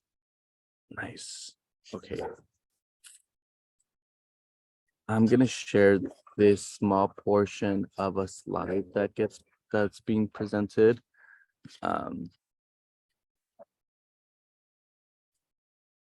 Okay, so as a result of these changes, every planning group area is going to have applicants from every planning group submit an application by the end of the year. So the deadline is December 31st. And I will put in the chat box where you can find all the documents and that you need in application processes. But essentially, it's going to be an online application that's going to include your updated operating procedures, aka bylaws, your ethical standards, and your participation or representation plan. And essentially, one of the demographics that is being used is race and ethnicity, income levels, age groups. Oh, and there's one more. Income, age and race and ethnicity. Because those are that's most publicly available information with the census and whatnot, and I'll put those links in the chat box as well. And so there may be an instance where there might be competing groups applying for the same planning group area, and the city staff will choose what the best application that best represent the changes that happened last year as a result of Council Policy 624. I'm sorry to interrupt, but did you Yes. mean to have loading on the screen, or did you mean for us to see something else? Oh, no, it's, can you see it now? Yes. Oh, that is so weird. Now No. it's loading. Now we Okay, see it. so I tried to do the actual presentation, but okay, so I'll zoom in. Okay, so essentially, this is going to be the evaluative process that's going to happen when folks turn in for this whole process, right? So does the current request include all the following, right? Which is the completed online application, the operating procedures, ethical standards, and participation and representation plan, which was part of the changes that happened last year at the city council. You know, does the application identify at least 5 strategies for community involvement that can be implemented annually by community planning groups, right? I know one of the issues that we've had is that, you know, a lot of groups aren't being representative of the communities, you know, and it's not just about race and ethnicity, it's like other homeowners, renters, you know, are they business owners, younger, older, etc. And I remember asking a couple of folks, you know, what some of their ideas are to increase participation and recruitment of their respective planning groups. And what some of them answered, you know, you're going to post in a newspaper or do on a bulletin board, you know, which are good ideas, but, you know, as someone who doesn't really read the newspaper as much, or look at bulletin boards, you know, how to reach someone like, you know, me, who's, you know, I'm in my 30s, right? So again, this is really important to bring more folks into this process so we can, so planning groups can recruit more folks in their community that are plugged into more than just the local newspaper or bulletin boards, right? You know, part of the application is, you know, does the group will engage a broad and diverse cross-section of community members in monthly meetings, right? Will the group elect members who are representative of the community and community interests, including but not limited to renters, youth, people with disabilities, and intergenerational households? You know, does the application indicate how the group will solicit and obtain broad input in projects and initiatives through meaningful ongoing engagement? Is there a clear framework process referred in bylaws for records and management and providing records access to the public, et cetera, et cetera? So this is all happening. Folks are going to start applying this year. We do have a workshop that's being hosted both in person and hybrid in the San Isidro branch library this upcoming Monday at 6 o'clock, and I'll post that information on there as well. So essentially, you know, these changes are a result of, you know, folks making these reports that community planning groups aren't being run the way they should be, and I think, you know, these are important spaces for folks to join, even if, let's just say, they don't have enough as much time to either join a campaign or join an alongside commission or whatever it is, right? I think planning groups are an important place to get more folks involved, right? And it isn't just about housing developments, right? It's community plan updates and it's infrastructure changes that are happening in your neighborhood. This is a forum for folks to share what's happening with in their neighborhoods, you know, to their planning groups, and planning groups can share it with the city council if need be, right? And yeah, I will post everything on the group chat. I wanted to make it brief, and it's already 11:30. If there's any questions about planning groups, please let me know. Does anyone have any questions for Jehoan? Well, I just want to go ahead and say a few words about planning groups and how important they are. I live in Ocean Beach, and our planning group, you know, it has a big say in what goes on in our community. Every time there is a update to the city plan, they get a voice. I see Dan's hand is up, and I'll let him speak in just a second. But I just want to, you know, emphasize how important this is. And the people sitting in that planning group are determining what the character of your community is, what businesses can be allowed, not allowed, what CUPs can be passed, not passed. So I just want to emphasize how important these planning groups are to everything that happens and the look and feel of every community in San Diego. So Danny, your hand is raised. Yeah, thank you, Jehoan, for doing this today. I appreciate it. I wanted to ask, so the process is a bit different now, I guess is what you're saying.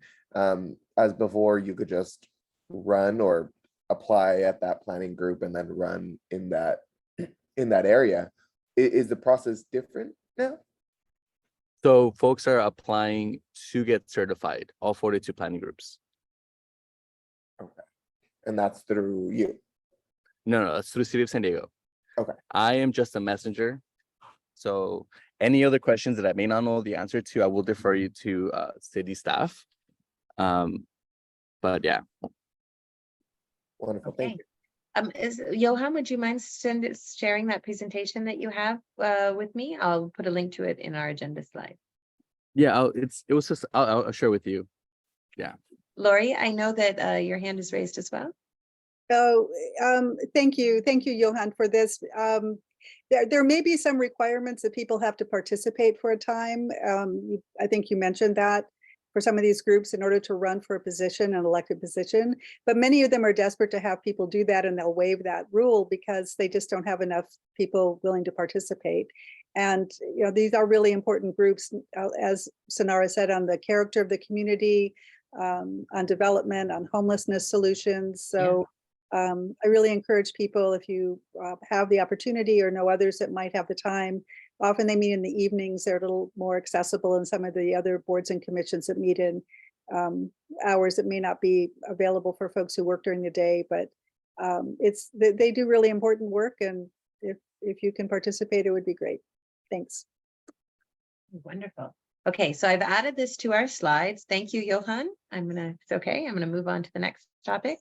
I've added these to our slides, and I've also added something about county board and commissions. There's the video from the County of San Diego, as well as the link provided by Stuart. So thank you, Stuart. Next on our agenda is Meet a Club. The Fallbrook Democratic Club would like to present to us about their amazing club and what they do. So Ross, please take it away. Oh, wait a sec. I need to make you a co-host if I haven't already. And yeah, let's see. Make co-host. Okay, the floor is yours.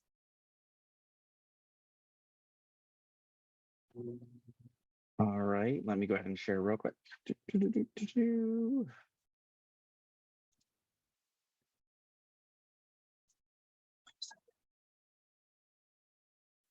Okay, so my name is Ross. I'm the president of the Fallbrook Democratic Club, which we were proudly named the 2019 Democratic Club of the Year. And I'm here to talk to you about some of the stuff that we've got going on.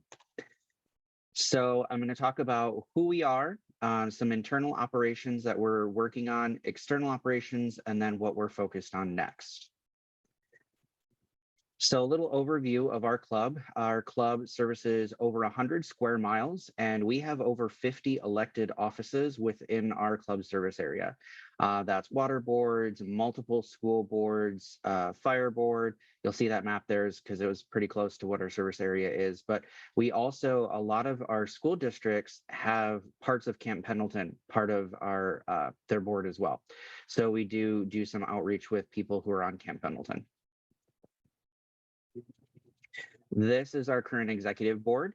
The top line there are our officers, and the bottom row, those are our expanded members of our executive board, including committee chairs and coordinators, such as like voter registration, where Julie is actually canvassing neighborhoods, trying to get new voters and members of our club, our fundraising coordinator, our hospitality coordinator who plans social events, as well as the food that we have at our meetings.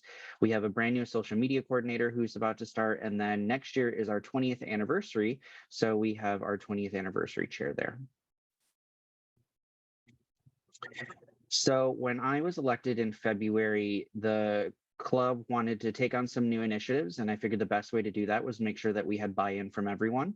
So we actually developed a strategic plan for the club. And while we did this, it was breaking up different topics such as membership, which ultimately our club decided they wanted to raise our member dues. That was something that was not led by the board. It was actually led by our members. But the one rule that we had when we were talking about what do we want to do, what are the things we want to focus on, the one rule was nobody was allowed to say we tried that before and it didn't work. We were throwing spaghetti against the wall and we wanted to see what would stick. So here are some photos from that brainstorm session. You'll see the different topics that we had, such as local elections, membership, as well as fundraising. So internally, that led to some of our goals. So internally, we wanted to increase our membership, and I can't see my screen anymore. So 1 second. There we go. So we held a membership drive using the voter file where we actually sent out emails to registered Democrats. We leveraged relationships with coalition partners such as Fire Union, as well as progressive groups like Indivisible. We made sure that we had engaging guest speakers. We also updated our club's website, which included payment processing. So we are not a PAC, and we were using PayPal. So we actually switched to Nation Builder for our website, which included payment processing, which has made things so much easier for our members. And then we also updated our brochure. And then we also internally wanted to focus on fundraising. We had not been doing any fundraisers for the past several years. So we started off by scheduling one, which I'll talk about in a minute. And then we also had fundraising beyond events. So wine raffles, 50/50s, that's to raise money for our scholarship fund. And then what are we going to do with that money? Here's one of the graphics that we used in some of our membership campaigns. And our board decided to set a goal that we wanted to be the largest geographic club. So that made it very actionable and measurable. So we used, like I mentioned before, we used the voter file for a membership drive, and I'll show you what that looked like here in a moment. We also, like I mentioned, partnered with a lot of our progressive groups using such as Indivisible and unions. And our meetings are hybrid. We use one of our water board spaces because they had the existing equipment that we needed. And here's a list of some of the guest speakers that we've had. We've had Sheriff Kelly Martinez, Chairwoman Nora Vargas, local superintendents. We've also had the Michigan Lieutenant Governor Garland Gilchrist, as well as California's Lieutenant Governor. So this is our email campaign. So we bought the voter file from ROV and we sent a generic recruitment email, not asking for donations, but just getting people to join the club. We sent it out to over 4,300 people. It had an open rate of about 49%. Only 12% of those had bad emails. And as a result, we had 19 new club members. So the cost for us was about $55 and we had $190 return on it. And those members have since joined the club as well as joined committees. So in that email, you'll see here on the right, we included a letter of kind of what's going on here locally, why people should be caring. So we are very close to a situation similar to Temecula Valley. If you've been paying attention to what's going on at their school board, that's actually starting here in Fallbrook. So we actually have a special election, which I think Tana is on the line, where we are trying to basically secure our majority on the board because that one seat will determine the majority. And they've already made it clear their intentions of firing the superintendent, banning pride flags, banning books, the list goes on. Here's more of that email talking about what are the benefits of joining, what does our club do. Then we have our Avocado Festival, which is the largest festival in Fallbrook. We sent our email campaign 1 week before the Avocado Festival, and we did that on purpose. There were many people who came to our booth and actually was like, oh, you are real. I saw an email for you guys. Okay, I'll go ahead and sign up and join now. And as a result, we signed up 24 new members at the Avocado Festival. And that was the main focus point for our volunteers at the Avocado Festival, was signing up members. And as I mentioned, we updated our club brochure. So here's our new club brochure, which is bilingual. For those of you that don't know, Fallbrook is 48% Latinx and 36% of Fallbrook are primary Spanish speakers. So here's what came to be. So our membership count on February 2nd, which was the first meeting in February when I started and began these efforts, our membership now is 225 club members. Here are some of the fundraisers that we had. We had a fundraiser with Chairwoman Nora Vargas. We were very unsure of how that would go, and we set a relatively low fundraising goal, and we ended up tripling it. Our members were very excited to get out and raise money and basically just spend time with other Democrats. And we do have another fundraiser coming up on September 7th, if you'd like to join us. It's at a new restaurant here in Fallbrook, and they're actually closing down the restaurant just for us. Then what we're doing externally, we've developed a watchdog report, which monitors local elections. So like I mentioned before, there's over 50 elected positions in Fallbrook. That's a lot for 1 or 2 people to maintain, or you as an educated voter. So what we did is we recruited a team of watchdogs where we go to these meetings and then we send out a recap to our members. And that's only available to our members. We've had people who have asked if they could get a copy, and it's like, well, you need to join the club. That's one of the benefits of being a club member, is that we keep you informed of what's going on. We also are going beyond politics by having community service projects as well as non-fundraising club events. Lastly, as far as external operations, I'll talk a little bit about Fallbrook's political makeup. The overall advantage, we did have a little bit of a shellacking here in 2022 in Fallbrook, as well as the importance of leveraging our incumbents. And then as far as elections and coalitions, knowing what's on the ballot, we've targeted appointments as well as elections. We're also canvassing before we even get to the election. Julie has been doing a great effort with her team of knocking on doors and registering voters and getting people to join the club, and building that relationship that we're not there just when we need their vote.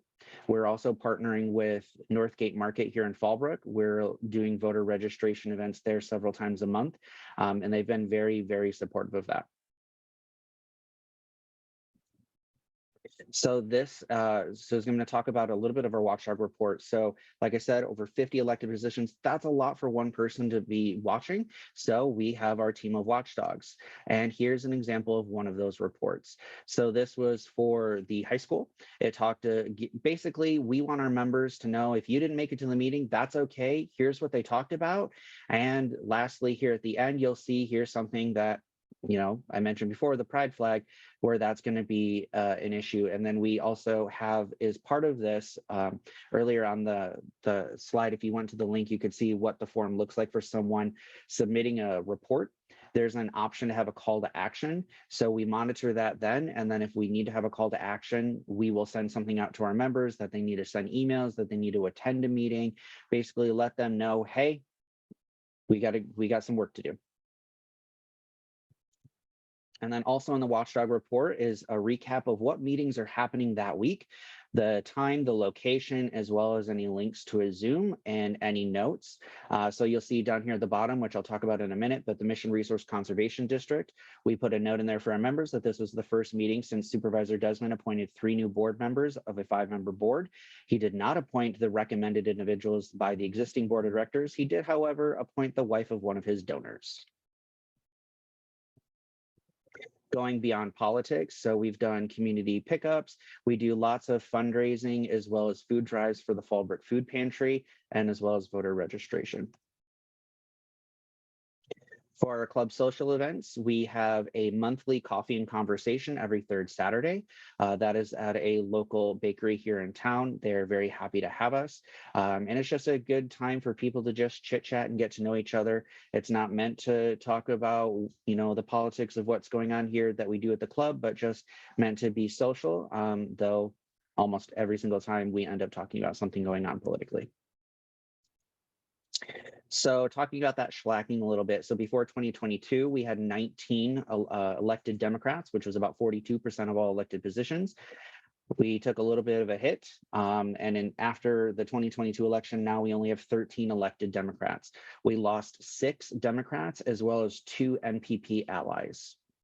The Republicans figured out what we were doing and they went after us hard.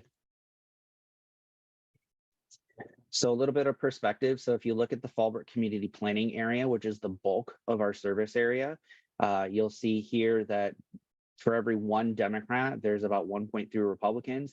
The downside is most of those Republicans, just like, you know, everywhere else, they're in the more rural areas, which affects most of our sub-districts because there's only traditionally one that is considered quote unquote downtown. And that's where the bulk of Democratic voters live in Fallbrook. So here you can kind of see the dynamics and the breakdown of every single one of our boards here. Actually, this is not all of them, but just a couple. So you can see our high school, the Democratic advantage versus Republican advantage, who actually occupies the seat. So you can see here that we occupy some seats that we shouldn't. So in the high school, this last election, there's currently 2 vacancies and a Republican. Those were 3 Democrats. We lost 2 Dems, or 1 Dem and an NPP on the health board.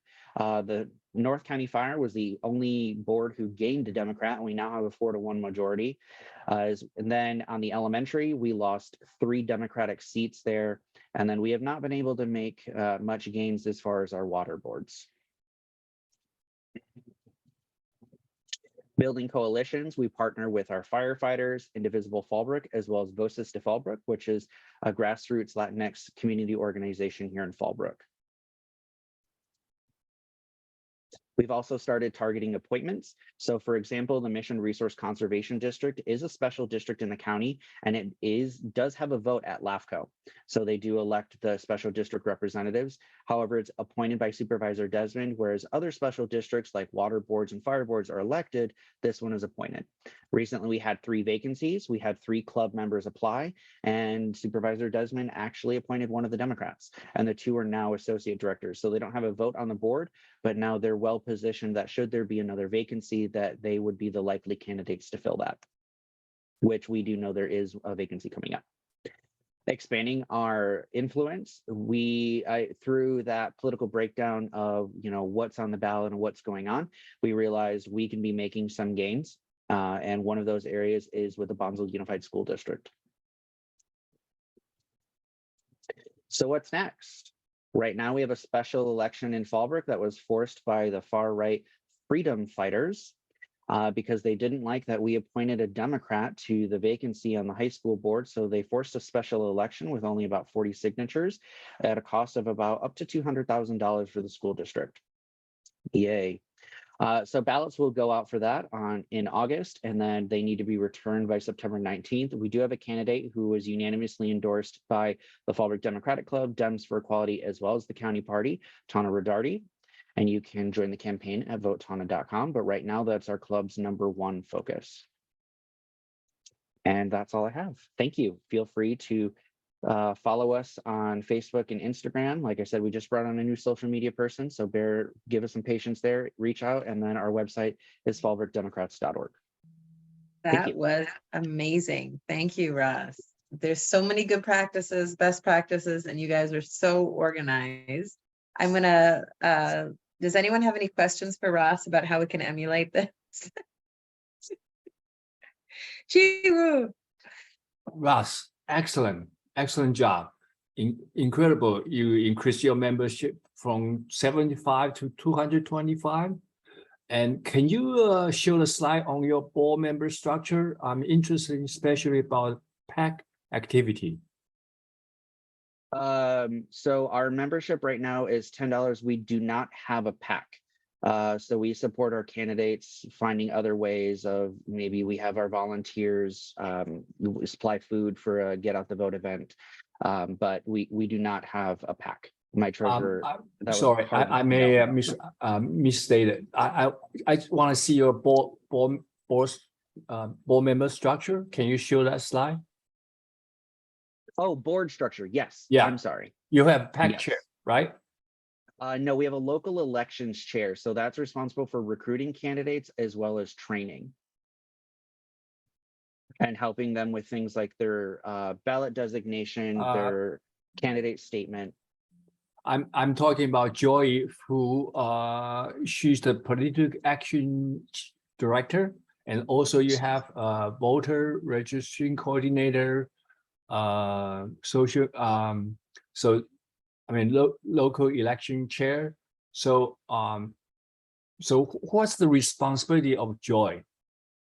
So Joy would be focusing on, for example, when we had the vacancy on a high school board, or when the freedom fighters were attempting to push through a superintendent for our elementary board who has no background or experience.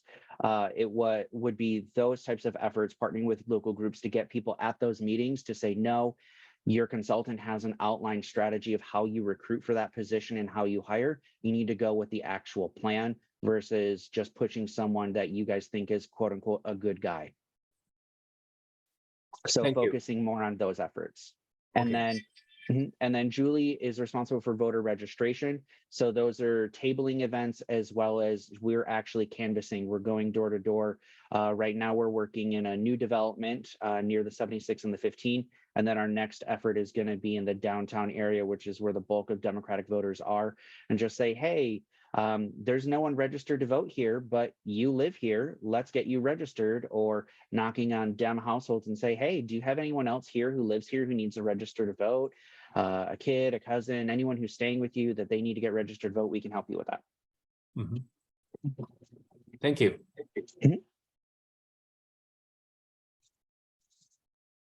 Lori, Samara, your if you- hand is raised. Okay, thank you. I was gonna say, I can't see if there's any hands, so thank you. Yeah, I just wanted to say congratulations. That is really an impressive recruitment effort. And I'm wondering if you have noticed any more Latino representation in the club, and can you build on that to get more registration, voter registration and outreach in different languages, and how you plan to kind of build on what you've already accomplished? Yes, so we're doing a lot of partnerships with Voces de Fallbrook, which is nonpartisan. However, so almost all of their board are club members. We're working with them to make sure that we're targeting all of those areas to make sure that they're included. We have seen a growth in our club as far as Latinx representation, which is fantastic, especially so the area that I represent on the fire board is 73% Latinx, that's the next target area that we have. We wanted to kind of ease our voter registration crew so that way they got used to going door to door. A lot of them were new club members and new to the area. So we started off with that new housing development, but then the next area is actually going to be the downtown area. And we will be having bilingual club members going through to make sure that everyone's able to participate. All of our printed materials are bilingual. That was something I was very adamant about when I was elected that we would have moving forward. Narima, your hand is raised. Yes, hi. You've done a really good job with contacting Democrats. Can you share with us, did you send them emails? Did you send them postcards? Because I know we've tried to do postcards with new Democrats in the area, and it's cost us a fortune because the stamp itself costs a lot. If you did it via email, how did you get their email? So we bought the voter file from the Registrar of Voters, which I would recommend. So we sent out 4,300 emails and it was about $55. The one thing that I would recommend is don't just send out stamps, get a bulk mail permit. It's much cheaper and ultimately you're going to be paying less than half the price of a stamp. Most people don't know about that. And if you want to reach out to me, you're more than welcome to, and I can help you with that. When I was a county party chair in Michigan, we had a bulk mail permit that we would loan out to other Democratic organizations because it's so much cheaper than just paying for stamps. Yeah. And Sorry, but you said you sent emails rather than mail. Yes, we focused on email. Yes. Okay. And So emails were shared on that list from the register of voters, correct? Yes. Yes, but Okay. Ross, I want to add that Vote Builder has those emails too. I've uploaded them from the Registrar of Voters to Vote Builder multiple times. So it's something that's only optional and that they don't immediately include them, but the same email list you get from the Registrar of Voters, I've imported that to our Democratic Party committee. So if you ever want to do something like that, any of the clubs, feel free to reach out and I'll work with Ryan to make sure that you can get those email addresses. The county party also has bulk mail. So I mean, I know, No, Ryan, they don't. They don't. Oh, No, okay. that was Good why. to know. I figured you would have checked. Yes, that's why working on the last campaign I did, we bought our own bulk mail permit because the party does not have one. Gotcha. Well, as far as the emails go, they do have that. So please feel free to refer to that as a reference. I know, the party wants to be very sure you're using it for the specific thing, et cetera, but I recently provided a lot of voter information to the Valley Center Democratic Club, and I have the capacity to do that. So happy to continue working in that capacity. Tana? I just wanted to piggyback. It's just been such a privilege to work with Ross with growing our club. I'm a relatively new member, and that just speaks to the fact that as a relatively new member, I have jumped in the way I have jumped in, and I'm running in the special election on September 19th for the Area 1 vacancy that was created by the MAGA. They call themselves the Fallbrook Freedom Fighters, and a big part, as Ross had mentioned, we are majority Latino, Hispanic majority, and 73% of our schools students identify that way. So that is one of our main target areas, is to target this community. My children themselves are Latino, although I am not. I'm very honored. I was recently endorsed by VOSAS to Fallbrook, which is the only Latino community organization in Fallbrook. And so they're actively going to be working with our campaign, and a number of their members are in our clubs, but they're working through the local PTA and things like that as well.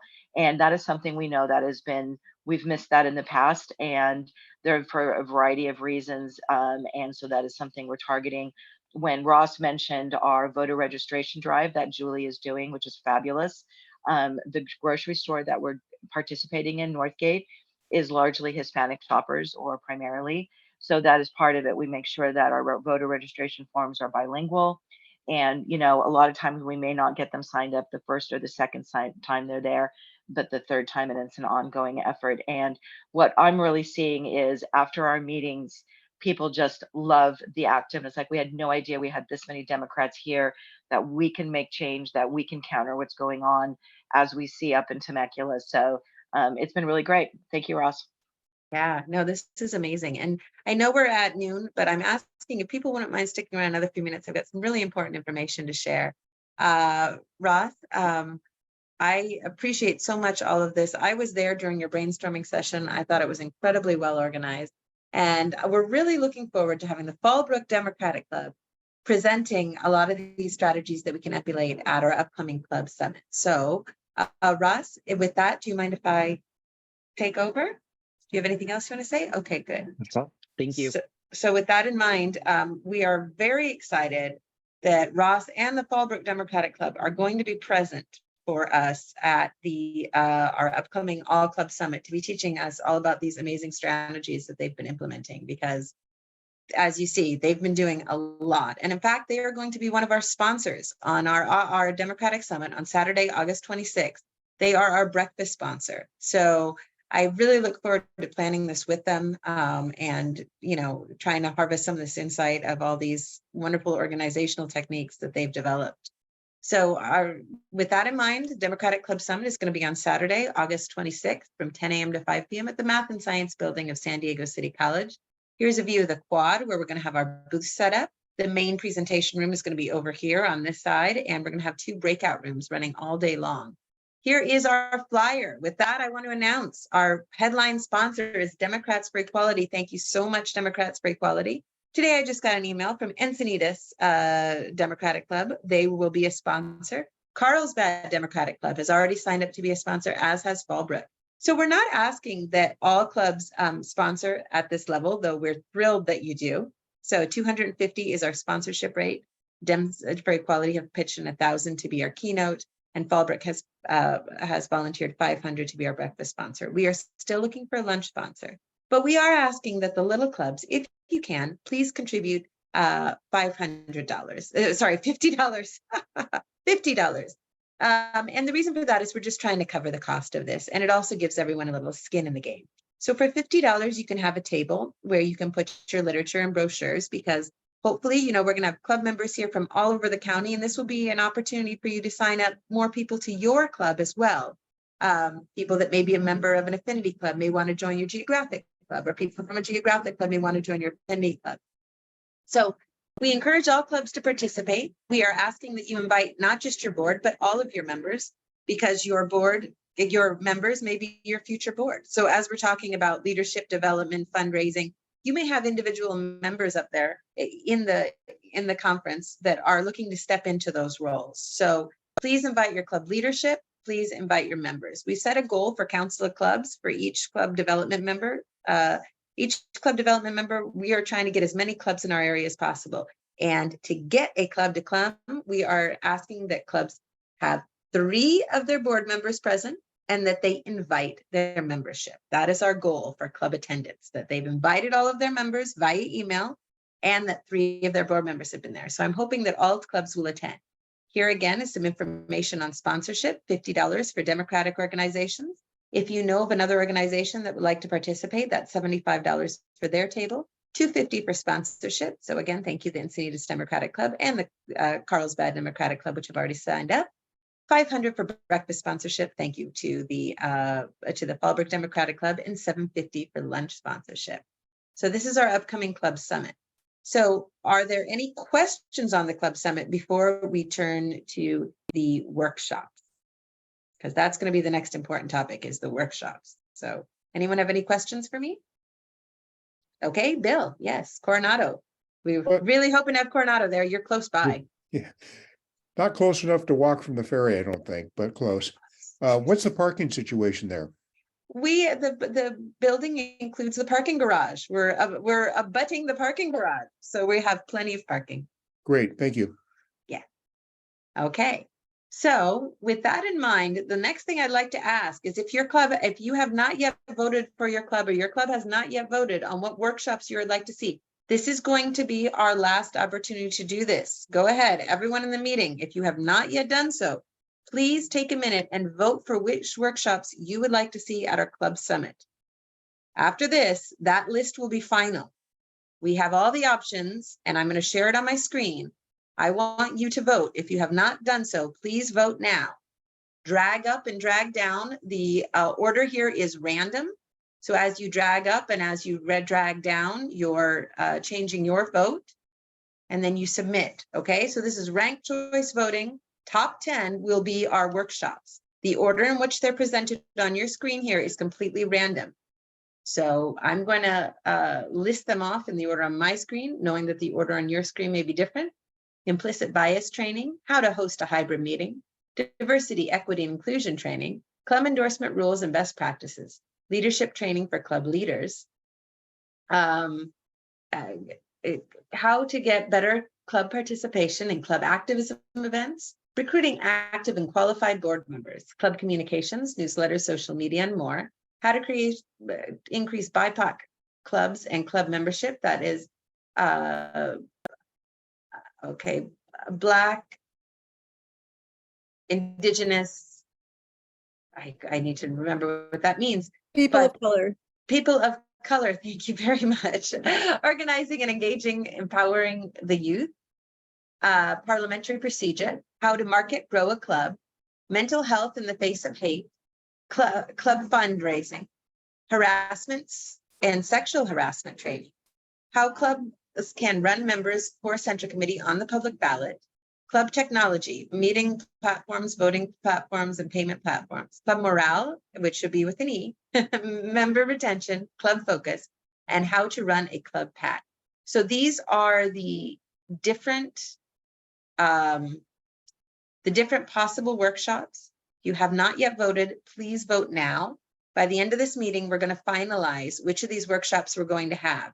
And then these workshops are going to be hosted by our club members that are particularly adept at these techniques, right? So I've asked John Laughlin, for example, to host club technologies, if that were to be selected, for meeting platforms, voting platforms, and payment platforms. I've asked Doug Case to host parliamentary procedures, if that were to be selected. So we're going to look at the list of workshops that are selected and say, you know, who is the best person to run this workshop once we have our final list selected. So has anyone, if you haven't voted, please vote now. And at the end of this, as you guys are voting, I'll come back and tell you what our winners are, because this is it. This is the meeting. Oh, I've got 2 hands raised. Chi Wu, your hand is raised. Question, can any club member vote on this list? Yes, you had sent me that in email and I had responded yes, because at Okay, the end of the day, we just want participation from club members. okay. So we So you appreciate say that. you'll close the voting by the end of meeting? Yes. Can you delay a day or so? Sure, sure. I will do so. But by the end of the meeting, I I'll tell you probably what our top 10. misread somewhere. I didn't share Oh, with it's my okay. member. That's So I okay. owe them this message. Okay. That's fine. No, and I'll tell you what our top 10 are by the end of this meeting. And, you know, this is very much, you know, this is not Robert's rules here. We're just trying to get a feel of what people would like to see. So Danny, your hand is raised. You've already answered my question. Thank you. Okay, great. Oh, So you with know, that, yeah, actually, I wanted to see how many of these are you guys going to pick? Are we going to go 10. with 10?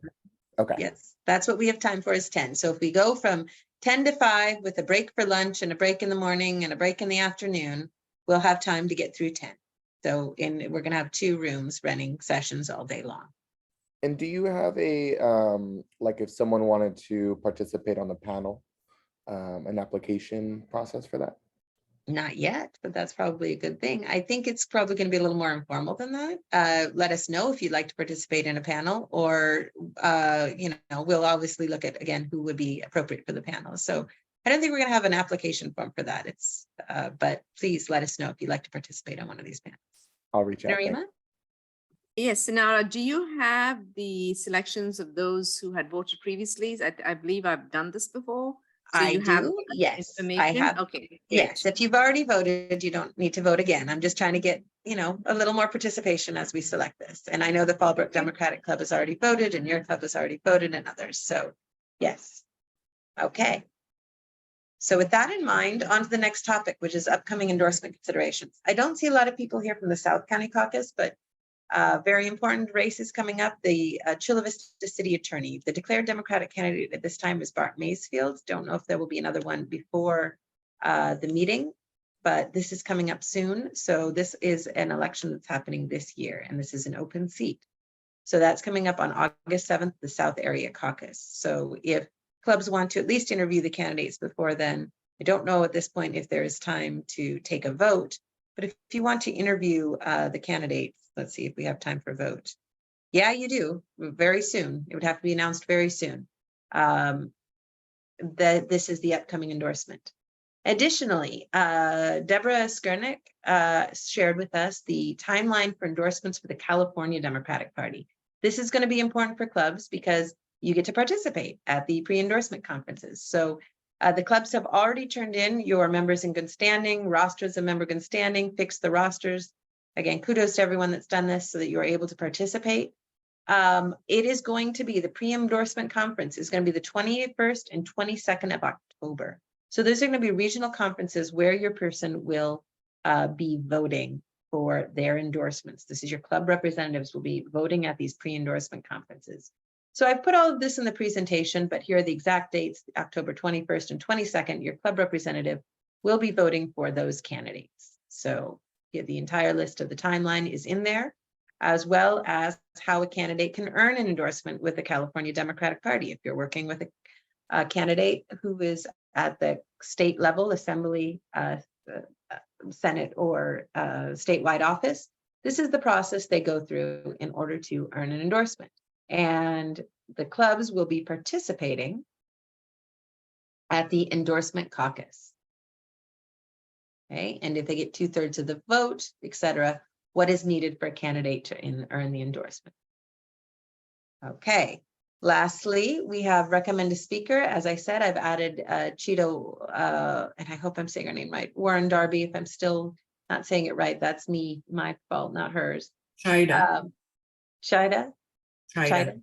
Chida, thank you. I have added her to our list of speakers here. So here's the information about Chida if you would like to contact her, as well as many other great speakers for clubs that are looking for a speaker for SDG&E, ranked choice voting, etc. That is that. Okay. Other announcements. Here are the walks for Monica Montgomery Step that are coming up. Again, we'd love it if clubs could host one of these walks. If you are a club that has endorsed her in the area, would just like to host a walk. She is the endorsed candidate of the Democratic Party, but they need people to participate in these walks. if your club would like to host a walk, and let's say you can do it the 30th, but it's the La Mesa Democratic Club, I'm just throwing that out there. It could be any Democratic club, but if you're a regional club and you say, hey, I want to do it on August 5th, but I represent the Spring Valley Democratic Club, I'm sure they'd be more than happy to switch this location so that your club can be a host. So please find a date that your club can host if you would like to host, and sign up. There are both walk and there are phone banks. So you can sign your club up to host a weekday phone bank or a weekend phone bank for Monica Montgomery. Lastly, a dear member, oh, sorry, Danny, your hand is raised. I just wanted to score on the importance of electing Monica. In light of the recent attack ads against her, I think it's now more than ever important to get out there and make sure that people know that there's an election, because there's a lot of misinformation being sent out to voters across the district right now. Yeah. Yeah. And I want to, I'll put in a plug here. I have a site, politicalpropaganda.org. I will be posting those attack ads so people can see them. The police and sheriff are coming after Monica Montgomery, so she needs our support more than ever. And, I know a lot of clubs are very committed to police reform, so this would be a great way to participate in. Lastly, I'd like to recognize Coyote Moon. She was a very strong member of my club, the Blue Dream Democratic Club, a very strong member of Dems for Equality, and many other local groups. There is going to be a candlelight vigil and memorial for her on Friday, July 28th, so next Friday at 6 p.m. For those of you that knew Coyote, she was incredible. She spoke her mind, had a lot of integrity, very progressive, and just a wonderful member of our organizations. So she was a member of your club, an important member of your club. Please invite your members as well. So that is it for me. Does anyone have anything else they would like to announce before we adjourn? Yes. Okay. This is Narima. I Yes, just wanted to announce that our club meeting on August 12th has Speaker Max Dispoti, who's the founder and executive director of the North County LGBTQ Resource Center. He will speak to us on human trafficking in the LGBTQ plus community. So if all of you are invited to join us, it's a Zoom meeting on August 12th, 12:30, and the link will be on the STCDP calendar. That's it from me. Thank you. Anyone else like to speak before we adjourn? Any other announcements? Hi, it's me again. I have a question regarding the workshops. I don't remember if you said that the video of it would be available later on, since we can be in all of the workshops that are going to be on that day. Yes, we are going to try to do it as a true hybrid. We will be filming it at the very least, so thank you. And that reminds me, I also said I would share what the results were, and I haven't shared those results yet. So for my own curiosity and yours, let's find out what our top workshops are. Mainly for my curiosity. So I see a few things in the chat that would anyone like to announce on those things they put in the chat? Lori, I see your hand is up. Yes, thank you. So on the next Wednesday Rules Committee meeting on Wednesday, the 26th, I just shared the link in the chat, if that can be put out to the others. There's going to be a dozen or more ballot measure proposals that come directly from residents. So it's one of those direct democracy actions where people can propose ballot measures to the Rules Committee of the City Council. And I wanted to encourage people to take a look at those. Danny Avitia and I introduced something on signature gathering reform to match some other best practices. And there's things on clean energy and other topics. So these could come to the ballot in the March primary election. So this is a chance to preview them, see what the City Council decides. So I just wanted to encourage people to take a look at that. It's coming up on Wednesday, 2 o'clock at the Rules Committee. Hey, Deanna. Hi, I have an announcement. Are you still talking about the workshops? I can wait if that's. No, go for it. It's your up. Oh, okay. Great. Yes, I put in the chat the Emerge. We're having our first Emerge event in Carlsbad, July 29th. All are welcome. Come learn about this wonderful program focused on running Democratic women for office. So show up, even if it's just to say hi. We would love to see many of you there. Thank you. Okay, I've displayed it on the screen. Do you see the graphic? Yes, it looks great. Thanks. Okay, good. Okay, Stuart, you're up. Hi, thank you for calling on me. Saturday, September 9th is a kickoff campaign for the supervisor in District 3 on the county level. Tara Lawson Remmer's having a campaign kickoff. Go to their website, RSVP, and you know what to do when you get there. Thank you. Okay, great. Last but not least, here are our winners so far. I'll leave it a little open a little bit longer, but we're going to have leadership training for club leaders. That one's been very popular all the way through. How to get better club participation in club activism events, also been very popular all the way through. How to increase BIPOC clubs and club membership. How to grow market clubs, also been very popular all the way through. How to recruiting active and qualified board members. That's one that's dear and near to my heart. Club communications, newsletters, social media, and more.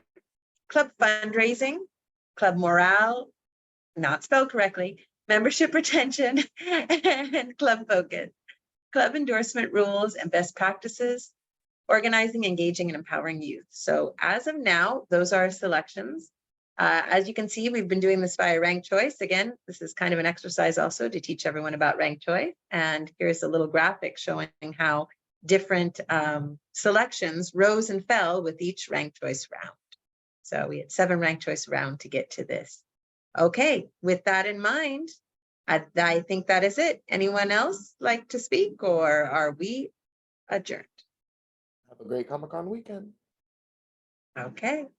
See everyone later. Thank you very much. Thank you so much. Thank you all. Have a great weekend. Bye-bye. Thank you. Thanks, Sonara. Thank you.